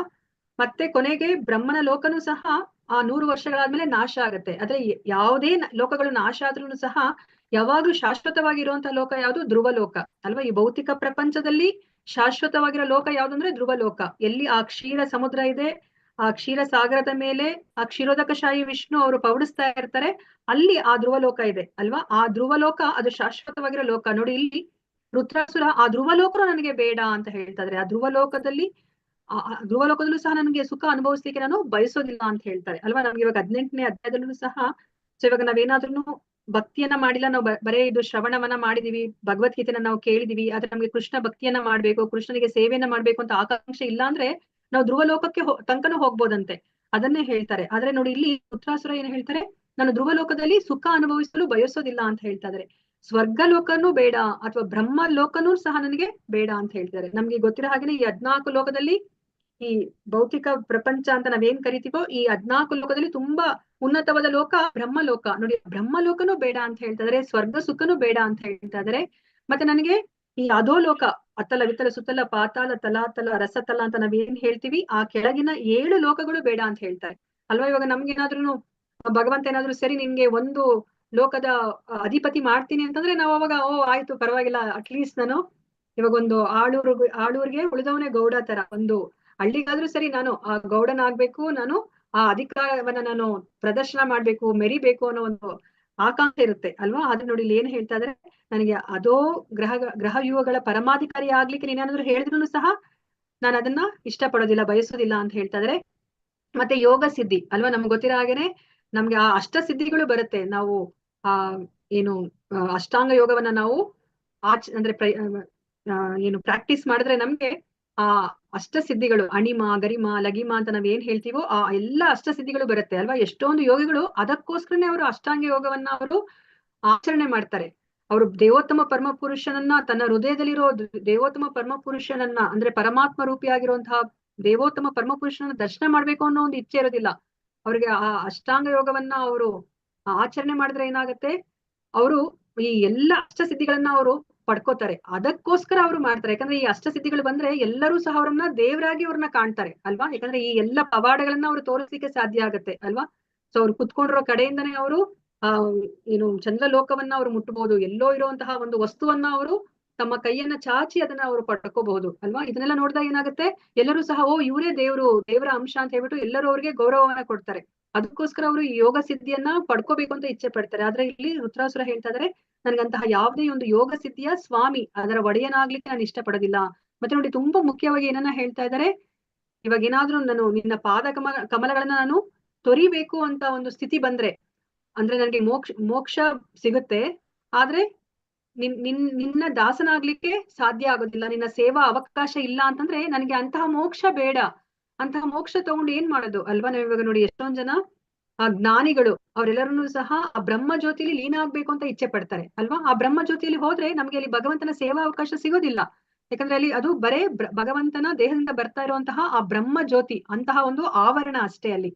ಅಲ್ಲಿ ಹೋದ್ರೆ ಹೌದು ನಮ್ಗೆ ಜನ್ಮ ಮೃತ್ಯು ಜರಾ ವ್ಯಾಧಿ ಈ ನಾಲ್ಕನ್ನ ನಾವು ಅನುಭವಿಸೋ ಅಂತದ್ ಇರೋದಿಲ್ಲ, ಯಾವುದೇ ಒಂದು ಕ್ಲೇಶಗಳಿಲ್ಲ. ಆದ್ರೆ ಅಲ್ಲಿ ದೇವೋತ್ತಮ ಪರಮಪುರುಷನ ಒಂದು ಸಹವಾಸನೇ ಇರೋದಿಲ್ಲ, ಸಂಪರ್ಕನೂ ಇರೋದಿಲ್ಲ, ಸೇವಾ ಅವಕಾಶನೇ ಇರೋದಿಲ್ಲ, ಅಲ್ಲಿ ಭಕ್ತರನ್ನೋರೇ ಇರೋದಿಲ್ಲ ಅಲ್ವಾ. ನೋಡಿ ಅದಕ್ಕೆ ಅವ್ರು ಹೇಳ್ತಾ ಇದ್ರೆ, ನನಗೆ ಈ ಸಾಯುಜ್ಯ ಮುಕ್ತಿ ಅಂತ ನಾವ್ ಏನ್ ಹೇಳ್ತೀವೋ ಅಂತ ಮುಕ್ತಿ ಬೇಡ. ಯಾಕಂದ್ರೆ ಆ ಅಂತಹ ಮುಕ್ತಿ ಸಿಕ್ಕಿದಾಗ ಹೌದು ನನಗೆ ಮತ್ತೆ ದೇಹವನ್ನ ಪಡ್ಕೊಳ್ಳುವಂತಹ ಒಂದು ಸ್ಥಿತಿ ಇರೋದಿಲ್ಲ, ಆದ್ರೆ ನಿನ್ನ ಸೇವಾ ಅವಕಾಶ ಇರೋದಿಲ್ಲ, ನನಗೆ ಅಂತಹ ಮೋಕ್ಷವೂ ಸಹ ನನಗೆ ಬೇಡ ಅಂತ ಹೇಳಿ ವೃತ್ರಾಸುರ ಹೇಳ್ತಾ ಇದ್ದಾರೆ. ಸೊ ಭಾವಾರ್ಥದಲ್ಲಿ ಪ್ರಭುಪಾದ ಏನ್ ಹೇಳ್ತಂತ ನೋಡೋಣ. ಭಾವಾರ್ಥ ಶಿಲ ಪ್ರಭುಪಾದ ಅವರಿಂದ, ಶಿಲ ಪ್ರಭುಪಾದ ಅವರಿಗೆ ಜಯವಾಗಲಿ. ಹರೇ ಕೃಷ್ಣ. ಎರಡು ಓದಿ ಭಾವಾರ್ಥವನ್ನ. ಹರೇ ಕೃಷ್ಣ ಮಾತಾಜಿ. ಓದಿ ಮಾತಾಜಿ. ಭಾವಾರ್ಥ: ಪರಿಶುದ್ಧ ಭಕ್ತನು ಭಗವಂತನಿಗೆ ದಿವ್ಯ ಪ್ರೇಮ ಸೇವೆಯನ್ನು ಮಾಡುವುದರ ಮೂಲಕ ಲೌಕಿಕ ಅವಕಾಶಗಳನ್ನು ಪಡೆಯಲು ಎಂದೂ ಬಯಸುವುದಿಲ್ಲ. ಪರಿಶುದ್ಧ ಭಕ್ತನು ಹಿಂದಿನ ಶ್ಲೋಕದಲ್ಲಿ ಹೇಳಿದಂತೆ ಭಗವಂತನ ಮತ್ತು ಅವನ ನಿತ್ಯ ಸಹಚರರ ನಿರಂತರ ಸಂಘದಲ್ಲಿರುತ್ತಾ ಭಗವಂತನ ಪ್ರೇಮ ಸೇವೆಯಲ್ಲಿ ಮಾತ್ರ ನಿರತನಾಗಿರಬೇಕೆಂದು ಬಯಸುತ್ತಾನೆ. ದಾಸೋನು ದಾಸ ಭವಿತಾಸ್ಮಿ ನರೋತ್ತಮ ದಾಸ ಠಾಕೂರರು ದೃಢಪಡಿಸಿದಂತೆ ತಾಂಡೇರ ಚರಣ ಸೇವಿ ಭಕ್ತ ಸನೇವಾಸ ಜನಮೆ ಜನಮೆ ಹಯ ಹೇ ಹಿ ಅಭಿಲಾಷ. ಭಗವಂತನ ಸೇವೆಯನ್ನು ಮಾಡುವುದು, ಭಕ್ತರ ಸಂಘದಲ್ಲಿ ಭಗವಂತನ ದಾಸರ ಸೇವೆಯನ್ನು ಮಾಡುವುದು ಶುದ್ಧ ಭಕ್ತರ ಏಕೈಕ ಉದ್ದೇಶವಾಗಿರುತ್ತದೆ.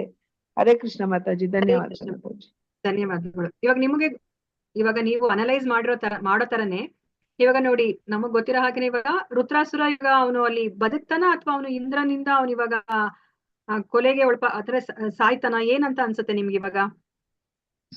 ಇಂದ್ರನ ಹತ್ರ ಇವಾಗ ವಜ್ರಾಯುಧನೂ ಇದೆ. ಇವಾಗ ವಜ್ರಾಯುಧವನ್ನ ಅವನು ಉಪಯೋಗಿಸಿದ್ರೆ ರುದ್ರಾಸುರನ ಮೇಲೆ, ರುದ್ರಾಸುರ ಇವಾಗ ಸಂಹಾರ ಆಗ್ತಾನ ಅಥವಾ ಸಂಹಾರ ಆಗಲ್ಲ ಅಂತ ಅನ್ಸುತ್ತಾ? ಆಗಲ್ಲ ಆಗಲ್ಲ. ಸಂಹಾರ ಆಗೋದಿಲ್ವಾ? ವಜ್ರಾಯುಧವನ್ನ ಇವಾಗ ಉಪಯೋಗಿಸಿದ್ರು ಸಹ ಇಂದ್ರ ಅಲ್ವಾ? ಇವಾಗ ರುದ್ರಾಸುರ ಇವಾಗ ಸಾಪ್ತಾನೆ. ಸಂಹಾರ ಇವಾಗ ಆಗ್ಲೇಬೇಕು. ಯಾರಿಗೆ ಜಯ ಆಗುತ್ತೆ? ಯಾರಿಗೆ ಜಯ ಆಗುತ್ತೆ? ಜಯ ಸಿಗೋದು ಯಾರಿಗೆ? ಹರೇ ಕೃಷ್ಣ ಮಾತಾಜಿ. ಭಗವಂತನ ಹೇಳಿ ಭಕ್ತ ಇದ್ದಾನೆ ಅವನು, ಅಂದ್ರೆ ಅವನಿಗೆ ಭಗವಂತ ರಕ್ಷಣೆ ಮಾಡ್ತಾನೆ. ಅವನು ಸಾಯುವುದಿಲ್ಲ, ಅಂದ್ರೆ ಭಗವಂತನಲ್ಲೇ ಲೀನಾಗ್ತಾನೆ. ಅಂದ್ರೆ ಅವನ ಉದ್ದೇಶ ಏನು? ಭಗವಂತನಲ್ಲಿ ಅವನಿಗೆ ಎಲ್ಲ ಸಮರ್ಪಣೆ ಮಾಡುವುದು. ಅದಕ್ಕೆ ಅವನ ಉದ್ದೇಶ ಅದೇ, ಅಂದ್ರೆ ಭಗವಂತ ಅವನ ರಕ್ಷಣೆ ಮಾಡ್ಲಿಕ್ಕೆ ಬರ್ತಾನೆ, ಅಂದ್ರೆ ಮಾಡ್ತಾನೆ. ಅವ್ನ್ ಸಾಯ್ತಾನ, ಜಯ ಸಿಗೋದು ಅವನಿಗೆ ಸಿಗುತ್ತೆ. ಇವಾಗ ನಮ್ಗೆ ನೋಡ್ಲಿಕ್ಕೆ ಏನಿಸುತ್ತೆ, ಇವಾಗ ಭೌತಿಕವಾದಂತ ಇವಾಗ ನೀವೆಲ್ಲನೂ ಸಹ ಈಗ ಇಲ್ಲಿ ಏನು ಕೃಷ್ಣ ಪ್ರಜ್ಞೆಗೆ ಬಂದಿದ್ರೆ ನಿಮ್ಗೆ ಇವಾಗ ಅದು ಒಳ ಅರ್ಥ ಗೊತ್ತಾಗ್ಬಿಟ್ಟಿದೆ. ಈ ಸ್ಟೋರಿಯನ್ನ ನೀವು ಯಾರಾದ್ರೂ ಇವಾಗ ಐಹಿಕ ಜನಗಳಿಗೆ ಏನಾದ್ರು ಹೇಳಿದ್ರೆ ಅವ್ರು ಏನ್ ಹೇಳ್ತಾರೆ? ಇದ್ರಲ್ಲಿ ಯಾರ ಗೆಲುವಾಯ್ತು ಅಂತಂದ್ರೆ, ಈ ಒಂದು ಯುದ್ಧದಲ್ಲಿ ಯಾರು ಗೆಲುವನ್ನ ಪಡೆದ್ರು ಅಂದ್ರೆ ಅವ್ರು ಏನ್ ಹೇಳ್ತಾರೆ? ಇಂದ್ರ ಇಂದ್ರ ಗೆದ್ದ ಅಂತ ಹೇಳ್ತಾರೆ ಅಲ್ವಾ? ಇವಾಗ ಇಂದ್ರ ಗೆದ್ರು ಅವನಿಗೆ ಏನ್ ಸಿಗುತ್ತೆ ಇವಾಗ? ಮ್ಯಾಕ್ಸಿಮಮ್ ಅಂದ್ರೆ ಏನ್ ಸಿಗ್ಲಿಕ್ಕೆ ಸಾಧ್ಯ? ರಾಜ್ಯ, ಪದವಿ, ಸ್ವರ್ಗ ಸಿಗುತ್ತೆ ಅಷ್ಟೇ. ನಮ್ಗೆ ಗೊತ್ತಿರೋ ಹಾಗೇನೆ ಅದು ಶಾಶ್ವತವಾದದ್ದಲ್ಲ ಅಲ್ವಾ? ಸೊ ಏನು ಮತ್ತೆ ಅದು ಪ್ರಳಯದಲ್ಲಿ ಅದು ಎಲ್ಲನೂ ಸಹ ನಾಶವಾಗ್ಬಿಡತ್ತೆ ಅಲ್ವಾ? ಆದ್ರೆ ಇವಾಗ ರುದ್ರಾಸುರ ಇವಾಗ ನೋಡಿದ್ರೆ ಅವನಿವಾಗ ಇಂದ್ರನಿಂದ ಅವನಿವಾಗ ಸೋಲನ ಅನುಭವಿಸ್ತಾನೆ ಅಂತ ನಮ್ಮ ಕಣ್ಣಿಗೆ ಕಾಣಿಸ್ತಾ ಇದೆ. ಆದ್ರೆ ಇವಾಗ ಈ ಒಂದು ಸಮಯದಲ್ಲಿ ಅವನಿರೋ ಒಂದು ಮನಸ್ಥಿತಿಯಲ್ಲಿ ಅವನಿವಾಗ ಸಾವನ್ನ ಅಪ್ಪಿದ್ರೆ ರುದ್ರಾಸುರನ ಗತಿ ಏನಾಗತ್ತೆ? ಅವನಿಗೆ ಎಲ್ಲಿ ಹೋಗ್ತಾನೆ ಈಗ ರುದ್ರಾಸುರ? ಪರಮಾತ್ಮನ ಭಗವಂತನ ಪಾದ ಸೇವೆಯಲ್ಲಿ ಭಗವಂತನ ಬಳಿಗೆ ಹೋಗ್ತಾನೆ ಅಲ್ವಾ? ಗೋಲೋಕ ವೃಂದಾವನಕ್ಕೆ ಹೋಗ್ತಾನೆ. ಭಗವಂತನ ಪಾದ ಕಮಲಗಳಲ್ಲಿ ಸೇವೆಯನ್ನ, ಅಂದ್ರೆ ಆ ದಾಸರ ಸೇವೆಯನ್ನ ಮಾಡುವಂತಹ ಒಂದು ಏನು ಗತಿಯನ್ನ ಅವನು ಪಡಿತಾನೆ ಅಲ್ವಾ? ಅಂದ್ರೆ ನಿಜವಾದ ಅರ್ಥದಲ್ಲಿ ಯಾರು ಗೆಲುವು? ಇಲ್ಲಿ ಯಾರು ಗೆಲ್ತಾ ಇರೋದು? ರುದ್ರಾಸುರ. ರುದ್ರಾಸುರ ಅಲ್ವಾ?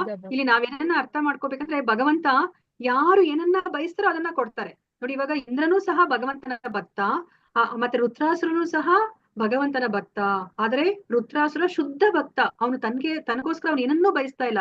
ನಮ್ಮ ಶಾಶ್ವತವಾದ ಸ್ಥಾನ ಏನು? ಭಗವಂತನ ಸೇವೆಯನ್ನ ಮಾಡೋದು, ಅದನ್ನೇ ಅವನು ಬಯಸ್ತಾ ಇದ್ದಾನೆ ಅಲ್ವಾ? ಆದ್ರೆ ಇವಾಗ ಇಂದ್ರನಿಗೆ ಹೌದು ಅವನು ಭಗವಂತ ಏನ್ ಹೇಳಿದ್ದಾರೆ, ಧರ್ಮಶಾಸ್ತ್ರಗಳು ಏನ್ ಹೇಳಿರ್ತಾರೋ ಅದರ ಅನುಗುಣವಾಗಿ ನಡೀತಾ ಇದ್ದಾನೆ.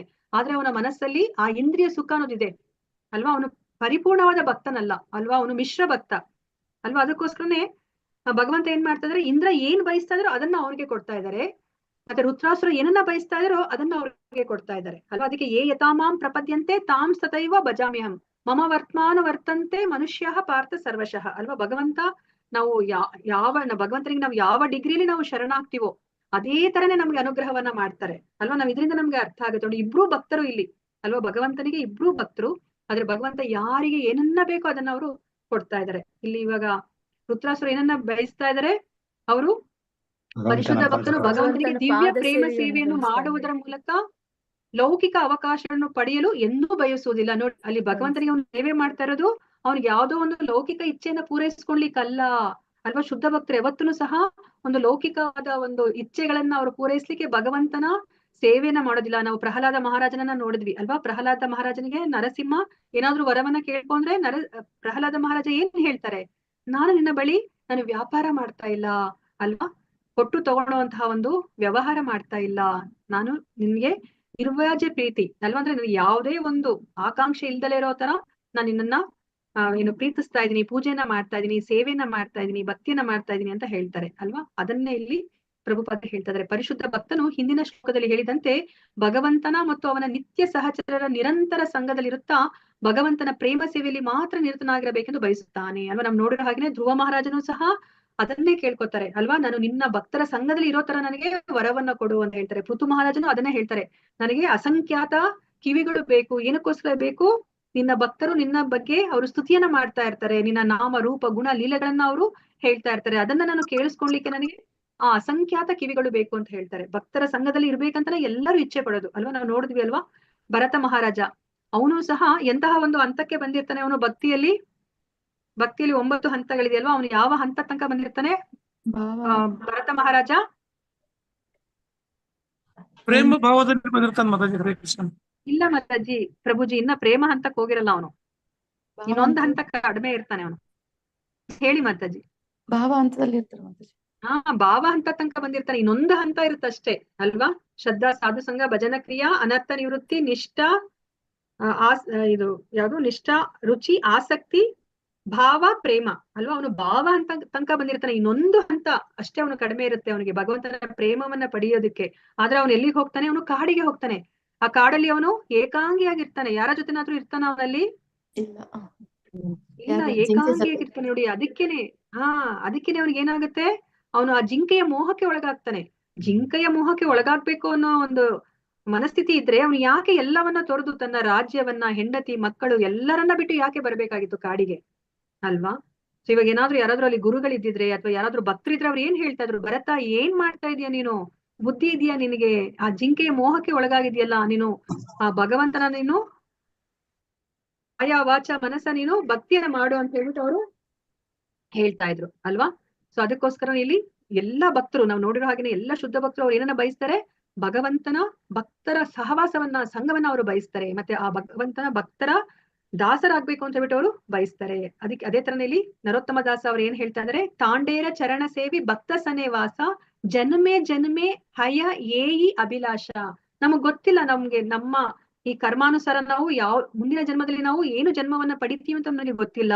ಆದ್ರೆ ಎಷ್ಟೇ ಜನ್ಮಗಳು ಬರ್ಲಿ ನಾನು ನಿನ್ನ ಭಕ್ತನ ಸೇವೆಯನ್ನ ಮಾಡ್ಬೇಕು, ಅಂತಹ ಒಂದು ಅನುಗ್ರಹವನ್ನು ನನಗೆ ಕೊಡು ಅಂತ ಹೇಳ್ತಾರೆ ಅಲ್ವಾ. ಅದಕ್ಕೆ ನಾವು ನೋಡಿದ್ರೆ ನಮ್ಗೆ ಚೈತನ್ಯ ಚರಿತಾಮೃತದಲ್ಲಿ ಯಾರೆಲ್ಲ ಶುದ್ಧ ಭಕ್ತರು ಬರ್ತಾರೆ ಅವ್ರು ಏನ್ ಹೇಳ್ತಾರೆ, ಆಯ್ತು ನನಗೆ ಇನ್ನ ಯಾವ್ದೋ ಒಂದು ಜನ್ಮ ಇದೆಯಾ, ಜನ್ಮ ಇರ್ಲಿ, ಜನ್ಮ ಇದ್ರೂ ಪರವಾಗಿಲ್ಲ, ಅಕಸ್ಮಾತ್ ನಾನೇನಾದ್ರೂ ಪ್ರಾಣಿಯಾಗಿ ಹುಪ್ಪಟಾಗಿ ಹುಟ್ಟಿದ್ರೂ ಪರವಾಗಿಲ್ಲ, ನನಗೆ ನಿನ್ನ ಭಕ್ತನ ಮನೆಯಲ್ಲಿ ಹುಟ್ಸು.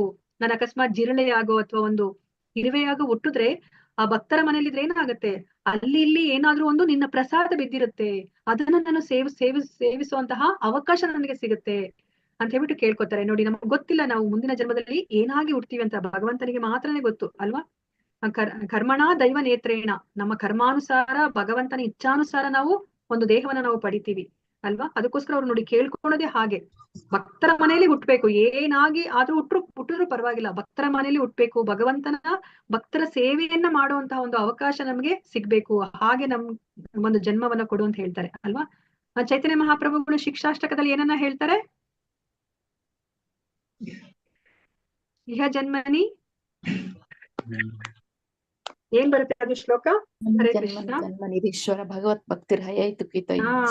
ಭಗವದ್ ಭಕ್ತಿರ್ ಅಹೈತುಕಿ ತ್ವಯಿ ಅಲ್ವಾ. ಕಾರಣವಿಲ್ಲದೆ ಅಲ್ವಾ, ನನಗೆ ಯಾವ್ದೋ ಒಂದು ಸ್ವರ್ಗ ಸುಖ ಬೇಕೋ ಅಥವಾ ಇನ್ಯಾವುದೋ ಒಂದು ಅಷ್ಟೈಶ್ವರ್ಯ ಬೇಕೋ, ಯಾವ್ದೋ ಒಂದು ಇಚ್ಛೆ ಇಲ್ಲದೆ ನನಗೆ ನಿನ್ನ ಭಕ್ತಿಯನ್ನ ಮಾಡುವಂತಹ ಒಂದು ಅವಕಾಶ ಕೊಡು ನನಗೆ. ಇಹ ಜನ್ಮನಿ, ಎಷ್ಟೇ ಜನ್ಮಗಳು ಬರ್ಲಿ ನನಗೆ ಅಂತಹ ಒಂದು ಭಗವತ್ ಭಕ್ತನಾಗಿರುವಂತಹ ಒಂದು ಅವಕಾಶವನ್ನ ಕೊಡು ಅಂತ ಕೇಳ್ಕೊತಾರೆ ಚೈತನ್ಯ ಮಹಾಪ್ರಭುಗಳು ಅಲ್ವಾ. ಭಗವಂತನ ಸೇವೆಯನ್ನ ಮಾಡುವುದು, ಭಗವಂತನ ಸಂಘದಲ್ಲಿ ಭಗವಂತನ ದಾಸರ ಸೇವೆಯನ್ನ ಮಾಡುವುದು ಶುದ್ಧ ಭಕ್ತರ ಏಕೈಕ ಉದ್ದೇಶವಾಗಿರುತ್ತದೆ. ಇವಾಗ ಯಾವುದೇ ಒಂದು ಪ್ರಾರ್ಥನೆಗಳನ್ನ ನೋಡಿದ್ರು ಸಹ ಎಲ್ಲರೂ ಏನನ್ನ ಕೇಳ್ಕೊತಾ ಇದ್ದಾರೆ, ಈ ಭೌತಿಕ ಪ್ರಪಂಚದಲ್ಲಿ ನನಗೆ ಈ 3 ಲೋಕಗಳನ್ನ ಕೊಡ್ತೀರಾ ಅಂದ್ರೂ ನನಗೆ ಬೇಡ ಅಂತ ಕೇಳ್ಕೊತಾ ಇದ್ದಾರೆ. ಏನು ಬೇಕು ಅಂತ ಕೇಳ್ಕೊತಾ ಇದ್ದಾರೆ, ನಮ್ಗೆ ಭಕ್ತರ ಸಂಘ ಬೇಕು, ಅವರ ಸೇವಾ ಭಾಗ್ಯ ಬೇಕು ಅಂತ ಹೇಳ್ಬಿಟ್ಟು ಕೇಳ್ಕೊತಾ ಇದ್ದಾರೆ ಅಲ್ವಾ. ಎಲ್ಲಾ ಒಂದು ಪ್ರಾರ್ಥನೆಯಲ್ಲಿ ಇದು ಕಾಮನ್ ಆಗಿ ನಾವು ನೋಡ್ತಾ ಇದ್ದೀವಿ. ಶುದ್ಧ ಭಕ್ತರ ಏಕೈಕ ಉದ್ದೇಶ ಏನು ಅಂತಂದ್ರೆ ಭಕ್ತರ ಸಂಘದಲ್ಲಿ ಅವರು ಭಗವಂತನ ದಾಸರ ಸೇವೆಯನ್ನ ಮಾಡೋದು ಅಂತ ಹೇಳ್ಬಿಟ್ಟು ಹೇಳ್ತಾ ಇದ್ದಾರೆ. ಸೊ ಇವಾಗ 2 ಅನೌನ್ಸ್ಮೆಂಟ್ ಇದೆ. ನಾಳೆಯಿಂದ ಇದು 51 batch Bhagavad Gita 18 days classes start ಆಗ್ತಾ ಇದೆ. ಸೊ ಎಲ್ಲರೂ ಸಹ ಕ್ಲಾಸಸ್ಗೆ ಅಟೆಂಡ್ ಮಾಡ್ಕೊಳ್ಳಿ. ನಿಮ್ಮ ಸಮಯ ಯಾವಾಗ ನಿಮ್ಗೆ ಆಗುತ್ತೋ, ಅನುಕೂಲ ಆಗುತ್ತೋ, ಯಾಕಂದ್ರೆ ಬೆಳಗ್ಗೆ 6 ಗಂಟೆಗೆ ಇದೆ, ಮತ್ತೆ ಮಧ್ಯಾಹ್ನ 3 ಗಂಟೆಗೆ, 7 ಗಂಟೆಗೆ, 9 ಗಂಟೆಗಿದೆ. 4 ಟೈಮಿಂಗ್ಸ್ ಅಲ್ಲಿ ಇದೆ. ನಿಮ್ಗೆ ಯಾವ ಸಮಯದಲ್ಲಿ ಆಗುತ್ತೋ ಆ ಸಮಯದಲ್ಲಿ ನೀವು ಜಾಯಿನ್ ಆಗಿ. ಅದೇ ತರ ನೀವು ಆ ಲಿಂಕ್ ಅನ್ನ ನಾನು ಇದು ಭಕ್ತಿ ಸದಾಚಾರ್ ಗ್ರೂಪ್ಗೆ ನಾನು ಹಾಕ್ತೀನಿ. ಅದನ್ನ ನೀವು ನಿಮ್ಮ ಫ್ರೆಂಡ್ಸ್ಗೆ ಮತ್ತೆ ನಿಮ್ಮ ರಿಲೇಟಿವ್ಸ್ಗೆ ಅದನ್ನ ನೀವು ಪೋಸ್ಟ್ ಮಾಡಿ. ಯಾರಿಗಾದ್ರೂ ಇಂಟ್ರೆಸ್ಟ್ ಇದೆ ಅವ್ರು ಜಾಯಿನ್ ಆಗ್ಲಿ, ಮತ್ತೆ ಅವರಿಗೆಲ್ಲ ಮೋಟಿವೇಟ್ ಮಾಡಿ. ಯಾಕಂದ್ರೆ ನಮ್ಗೆ ಭಗವಂತನಿಗೆ ನಾವು ಪ್ರಿಯರಾಗ್ಬೇಕು ಅಂತಂದ್ರೆ ಈ ಭಗವಂತನ ಈ ಸಂದೇಶವನ್ನ ಎಲ್ಲರಿಗೂ ನಾವು ಹಂಚೋ ತರ ಮಾಡ್ಬೇಕು ಅಲ್ವಾ. ನಮ್ಗೆ ಭಗವದ್ಗೀತೆಯಲ್ಲಿ ಕೃಷ್ಣ 18ನೇ ಅಧ್ಯಾಯದಲ್ಲಿ ಅದನ್ನೇ ಹೇಳುದು. ನನಗೆ ತುಂಬಾ ಇಷ್ಟವಾಗಿರೋರು ಯಾರು ಅಂತಂದ್ರೆ, ತುಂಬಾ ಪ್ರಿಯರಾದವರು ಅಂತಂದ್ರೆ ಯಾರು ನನ್ನ ಈ ಭಗವದ್ಗೀತೆಯನ್ನ ಎಲ್ಲರಿಗೂ ಪ್ರಚಾರ ಮಾಡ್ತಾರೆ ಅವರೇ ನನಗೆ ತುಂಬಾ ಪ್ರಿಯರಾದವರು ಅಂತ ಹೇಳ್ತಾರೆ ಅಲ್ವಾ. ಸೊ ನಮ್ಗೆ ಇವಾಗ ಭಗವಂತನಿಗೆ ಪ್ರಿಯರಾಗಬೇಕು ಅಂತಂದ್ರೆ ನಾವು ಎಲ್ಲರಿಗೂ ಸಹ ಇದನ್ನ ಈ ಉತ್ತಮೋತ್ತಮವಾದ ಜ್ಞಾನ ಸಿಗೋ ತರ ನಾವು ಮಾಡ್ಬೇಕು. ಮತ್ತೆ ಇನ್ನ ಒಂದ್ ಏನು ಅಂತಂದ್ರೆ, ಈಗ ಡಿಸೆಂಬರ್ ಮಂತ್, ಈಗ ಗೊತ್ತಿರೋ ಹಾಗೇನೆ ನಮ್ಗೆ ಈ ಮಂತಲ್ಲೇ ಕೃಷ್ಣ ಅರ್ಜುನನಿಗೆ ಭಗವದ್ಗೀತೆಯನ್ನ ಬೋಧಿಸಿರೋದು ಅಲ್ವಾ. ಮತ್ತೆ ಭಾಗವತಮನ್ನ ನಾವು ಎಲ್ಲರಿಗೂ ಸಹ ಸಿಗೋ ತರ ನಾವು ಮಾಡ್ಬೇಕಾಗತ್ತೆ ಅಲ್ವಾ. ನಮ್ಗೆ ಪ್ರಭುಪಾದರು ಏನ್ ಹೇಳಿದ್ದಾರೆ, ಅದು ಒಂದು ಟೈಮ್ ಬಾಂಬ್ ತರ ಅಲ್ವಾ. ಯಾರ ಮನೇಲಾದ್ರೂ ಆ ಪುಸ್ತಕ ಇದ್ರೆ ಇವತ್ತಲ್ಲ ನಾಳೆ ಅಲ್ಲಿ ಒಬ್ಬ ಭಕ್ತ ಆಗೇ ಆಗ್ತಾನೆ ಅವ್ರ ಮನೆಯಲ್ಲಿ ಅಂತ ಹೇಳ್ತಾರೆ ಅಲ್ವಾ. ಅದಕ್ಕೋಸ್ಕರ ನಾವು ಆ ಪುಸ್ತಕವನ್ನ ನಾವು ಆದಷ್ಟು ಜನಗಳಿಗೆ ತಲುಪೋ ತರ ನಾವು ಮಾಡ್ಬೇಕಾಗತ್ತೆ. ಸೊ ನೀವು ಜಸ್ಟ್ ಸಂಕಲ್ಪ ಮಾಡ್ಕೊಳ್ಳಿ, ಯಾಕಂದ್ರೆ ನಾವು ಅದನ್ನ ಯಾರಿಗೂ ಕೊಡ್ಲಿಕ್ಕೆ ಆಗೋದಿಲ್ಲ, ಮಾರಾಟ ಮಾಡ್ಲಿಕ್ಕೆ ಆಗೋದಿಲ್ಲ. ಭಗವಂತನ ಅನುಗ್ರಹ ಇದ್ರೆ ಮಾತ್ರನೇ ಆಗುತ್ತೆ. ಸೊ ಶೀಲ ಪ್ರಭುಪಾದರನ್ನ ಮತ್ತೆ ಕೃಷ್ಣನನ್ನ ನೀವು ಪ್ರಾರ್ಥನೆ ಮಾಡ್ಕೊಂಡು ನೀವು ಯಾರಿಗಾದ್ರೂ ನಿಮ್ಮ ಕೈಯಲ್ಲಿ ಎಷ್ಟಾಗುತ್ತೆ 1, 2, 5 ಆ ಪುಸ್ತಕಗಳನ್ನ ನೀವು ಬೇರೆಯವ್ರಿಗೆ ಯಾರಿಗಾದ್ರೂ ನೀವು ಅಂದ್ರೆ ಅದಕ್ಕೇನ್ ಹೇಳ್ತಾರೆ, ಡೊನೇಷನ್ಗಿನ್ನ ಆಕ್ಚುಲಿ ನೀವು ಅದನ್ನ ಮಾರಾಟನೇ ಮಾಡ್ಬೇಕಾಗತ್ತೆ. ಅಂದ್ರೆ ನೀವು ಹಣವನ್ನ ತಗೋಬೇಕಾಗತ್ತೆ, ಹಣವನ್ನ ಮತ್ತೆ ನೀವು ಅದನ್ನ ಭಗವಂತನ ಸೇವೆಗೆ ಉಪಯೋಗಿಸ್ಬೇಕಾಗತ್ತೆ. ಸೊ ನೀವು ಸಹ ಅದನ್ನ ಸಂಕಲ್ಪ ಮಾಡ್ಕೊಳ್ಳಿ. ಸೊ ಭಗವಂತ ನಿಮ್ಗೆ ಅದನ್ನ ಏನು ಪೂರೈಸೋ ತರ ಅವ್ರು ಮಾಡ್ತಾರೆ. ಯಾಕಂದ್ರೆ ನಮ್ಮ ಕೈಯಿಂದ ಮಾಡ್ಲಿಕ್ಕೆ ಸಾಧ್ಯ ಇಲ್ಲ ಅಲ್ವಾ. ಯಾಕಂದ್ರೆ ಪ್ರಭುಪಾದ್ರು ಅದನ್ನೇ ಹೇಳೋದು. ಇವಾಗ ಎಷ್ಟೊಂದ್ ಜನ ಶಿಷ್ಯರು ಅವರು ಮಾರಾಟ ಮಾಡ್ಲಿಕ್ಕೆ ಹೋಗಿರ್ತಾರೆ, ಆದ್ರೆ ಅವ್ರಿಗೆ ಒಂದು ಬುಕ್ಕನ್ನು ಮಾರಾಟ ಮಾಡ್ಲಿಕ್ಕೆ ಆಗೋದಿಲ್ಲ. ಅವ್ರು ಮತ್ತೆ ಪ್ರಭುಪಾದರಿಗೆ ಬಂದು ಹೇಳ್ತಾರೆ, ನಮ್ಗೆ ಒಂದು ಬುಕ್ಕನ್ನು ಮಾರಾಟ ಮಾಡ್ಲಿಕ್ಕೆ ನಮ್ ಕೈಲಿ ಸಾಧ್ಯ ಆಗ್ಲಿಲ್ಲ ಅಂತ. ಆದ್ರೆ ಪ್ರಭುಪಾದರು ಸರಿ ನೀವು ನಾಳೆ ಹೋಗಿ, ನಾಳೆ ನೀವು ಮಾರಾಟ ಮಾಡ್ತೀರಾ ಅಂತ ಹೇಳಿದಾಗ ಅವ್ರಿಗೆ ಆಶ್ಚರ್ಯ ಆಗತ್ತೆ. ಸೊ ಎಲ್ಲ ಪುಸ್ತಕಗಳನ್ನು ಮಾರಾಟ ಆಗ್ಬಿಡತ್ತೆ. ಅವ್ರು ಮತ್ತೆ ಬಂದು ಪ್ರಭುಪಾದರಿಗೆ ಹೇಳ್ತಾರೆ ಅಲ್ವಾ, ಪ್ರಭುಪಾದ್ರೆ ಎಲ್ಲಾ ಪುಸ್ತಕಗಳು ಮಾರಾಟ ಆಗೋಯ್ತು ಅಂತ. ಅಂದ್ರೆ ಗುರು ಮತ್ತೆ ಕೃಷ್ಣನ ಅನುಗ್ರಹ ಇದ್ರೆ ಮಾತ್ರನೇ ಆ ಪುಸ್ತಕಗಳನ್ನ ನಾವು ಮಾರಾಟ ಮಾಡ್ಲಿಕ್ಕೆ ಸಾಧ್ಯ ಆಗುತ್ತೆ. ಓ ಇಲ್ಲಪ್ಪ, ನಾನ್ ತುಂಬಾ ಚೆನ್ನಾಗಿ ಮಾತಾಡ್ತೀನಿ, ನಾನು ಯಾರನ್ ಬೇಕಾದ್ರೂ ನಾನು ಒಪ್ಪಿಸ್ತೀನಿ ಅಂತ ನಾವು ನಮ್ಮ ಬಲದ ಮೇಲೆ ನಾವು ಪುಸ್ತಕಗಳನ್ನ ಮಾರಾಟ ಮಾಡ್ಲಿಕ್ಕೆ ಹೋದ್ರೆ ಅದು ಸಾಧ್ಯ ಆಗೋದಿಲ್ಲ. ಸೊ ನೀವೆಲ್ಲರೂ ಸಹ ಸಂಕಲ್ಪ ಮಾಡ್ಕೊಳ್ಳಿ, ಎಷ್ಟಾದ್ರೂ ನಿಮ್ಮ ಕೈಲಿ ಎಷ್ಟಾಗುತ್ತೋ ಅಷ್ಟನ್ನ ನೀವು ಡೊನೇಟ್ ಮಾಡೋದು. ಮತ್ತೆ ಏನ್ ಹೇಳ್ತಾರೆ, ನೀವು ಶಾಸ್ತ್ರ ದಾನ ಅಂತ ಹೇಳ್ತಾರೆ. ಅಂದ್ರೆ ನೀವು ಬೇಕಾದ್ರೆ ನನಗೆ ಅದೆಲ್ಲ ಮಾರಾಟ ಮಾಡ್ಲಿಕ್ಕೆ ಆಗೋದಿಲ್ಲ, ನಾನು ಬೇಕಾದ್ರೆ ಡೊನೇಟ್ ಮಾಡ್ತೀನಿ ಅಂತಂದ್ರೆ ಇಷ್ಟು ಬುಕ್ಕುಗಳು ಅಂತ ಹೇಳ್ಬಿಟ್ಟು ನೀವು ಹಣವನ್ನ ಪೇ ಮಾಡಿದ್ರೆ ನಿಮ್ಮ ಪರವಾಗಿ ದೇವಸ್ಥಾನದವರು ಯಾರಿಗೆ ಕೊಂಡ್ಕೊಳ್ಲಿಕ್ಕೆ ಶಕ್ತಿ ಇರೋದಿಲ್ವೋ ಅವ್ರಿಗೆ ಅದನ್ನ ಅವರು ಹಂಚುತ್ತಾರೆ. ಆ ತರನು ನೀವು ಮಾಡಬಹುದು. ಹರೇ ಕೃಷ್ಣ. ಸೊ ಇವತ್ತು 2 ಶ್ಲೋಕಗಳನ್ನ ನಾವು ತಿಳ್ಕೊಂಡ್ವಿ. ಸೊ ಮತ್ತೆ ಮುಂದಿನ ವಾರ ನಾವು ಮತ್ತೆ ಇನ್ನ 2 ಶ್ಲೋಕಗಳನ್ನ ನಾವು ತಿಳ್ಕೊಳ್ಳೋಣಂತೆ. ಸೊ ಇದಾದ್ಮೇಲೆ ಮತ್ತೆ ನಮ್ಗೆ ಚಿತ್ರಕೇತು ಅವರ ಪ್ರಾರ್ಥನೆಗಳನ್ನ ನಾವು ತಿಳ್ಕೊತೀವಿ. ಸೊ ಯಾರು ಚಿತ್ರಕೇತು ಮಹಾರಾಜ, ಯಾರು ರುದ್ರಾಸುರ, ಅವರಿಬ್ಬರ ನಡುವೆ ಏನು ಕನೆಕ್ಷನ್ ಇದೆ ಅನ್ನೋದನ್ನ ನಾವು ತಿಳ್ಕೊಳ್ಳೋಣಂತೆ. ಹರೇ ಕೃಷ್ಣ. ಎಲ್ಲರಿಗೂ ಧನ್ಯವಾದಗಳು. ಶ್ರೀಲ ಪ್ರಭುಪಾದ್ ಕಿ ಜೈ, ಶ್ರೀಲ ಗುರುದೇವ್ ಕಿ ಜೈ, ಶ್ರೀಮದ್ ಭಾಗವತ ಗ್ರಂಥ ಮಹಾರಾಜ್ ಕಿ ಜೈ. ವಾಂಚಕಲ್ಪತರುಭ್ಯಶ್ಚ ಕೃಪಾ ಸಿಂಧುಭ್ಯೋ ಚ ಪತಿತಾನಾಂ ಪಾವನೇಭ್ಯೋ ವೈಷ್ಣವೇಭ್ಯೋ ನಮೋ ನಮಃ. ಹರೇ ಕೃಷ್ಣ ಹರೇ ಕೃಷ್ಣ ಕೃಷ್ಣ ಹರೇ ಹರೇ, ಹರೇ ರಾಮ ರಾಮ ರಾಮ ಹರೇ ಕೃಷ್ಣ. ಎಲ್ಲರಿಗೂ ಧನ್ಯವಾದಗಳು. ಹರೇ ಕೃಷ್ಣ ಮಾತಾಜಿ, ಹರೇ ಧನ್ಯವಾದ. ಕೃಷ್ಣ ಮಾತಾಜಿ, ಧನ್ಯವಾದಗಳು ಮಾತಾಜಿ. ಧನ್ಯವಾದಗಳು. ಹರೇ ಕೃಷ್ಣ. ಎಲ್ಲರಿಗೂ ಧನ್ಯವಾದಗಳು. ಧನ್ಯವಾದಗಳು. ಧನ್ಯವಾದಗಳು ಮಾತಾಜಿ. ಹರೇ ಕೃಷ್ಣ.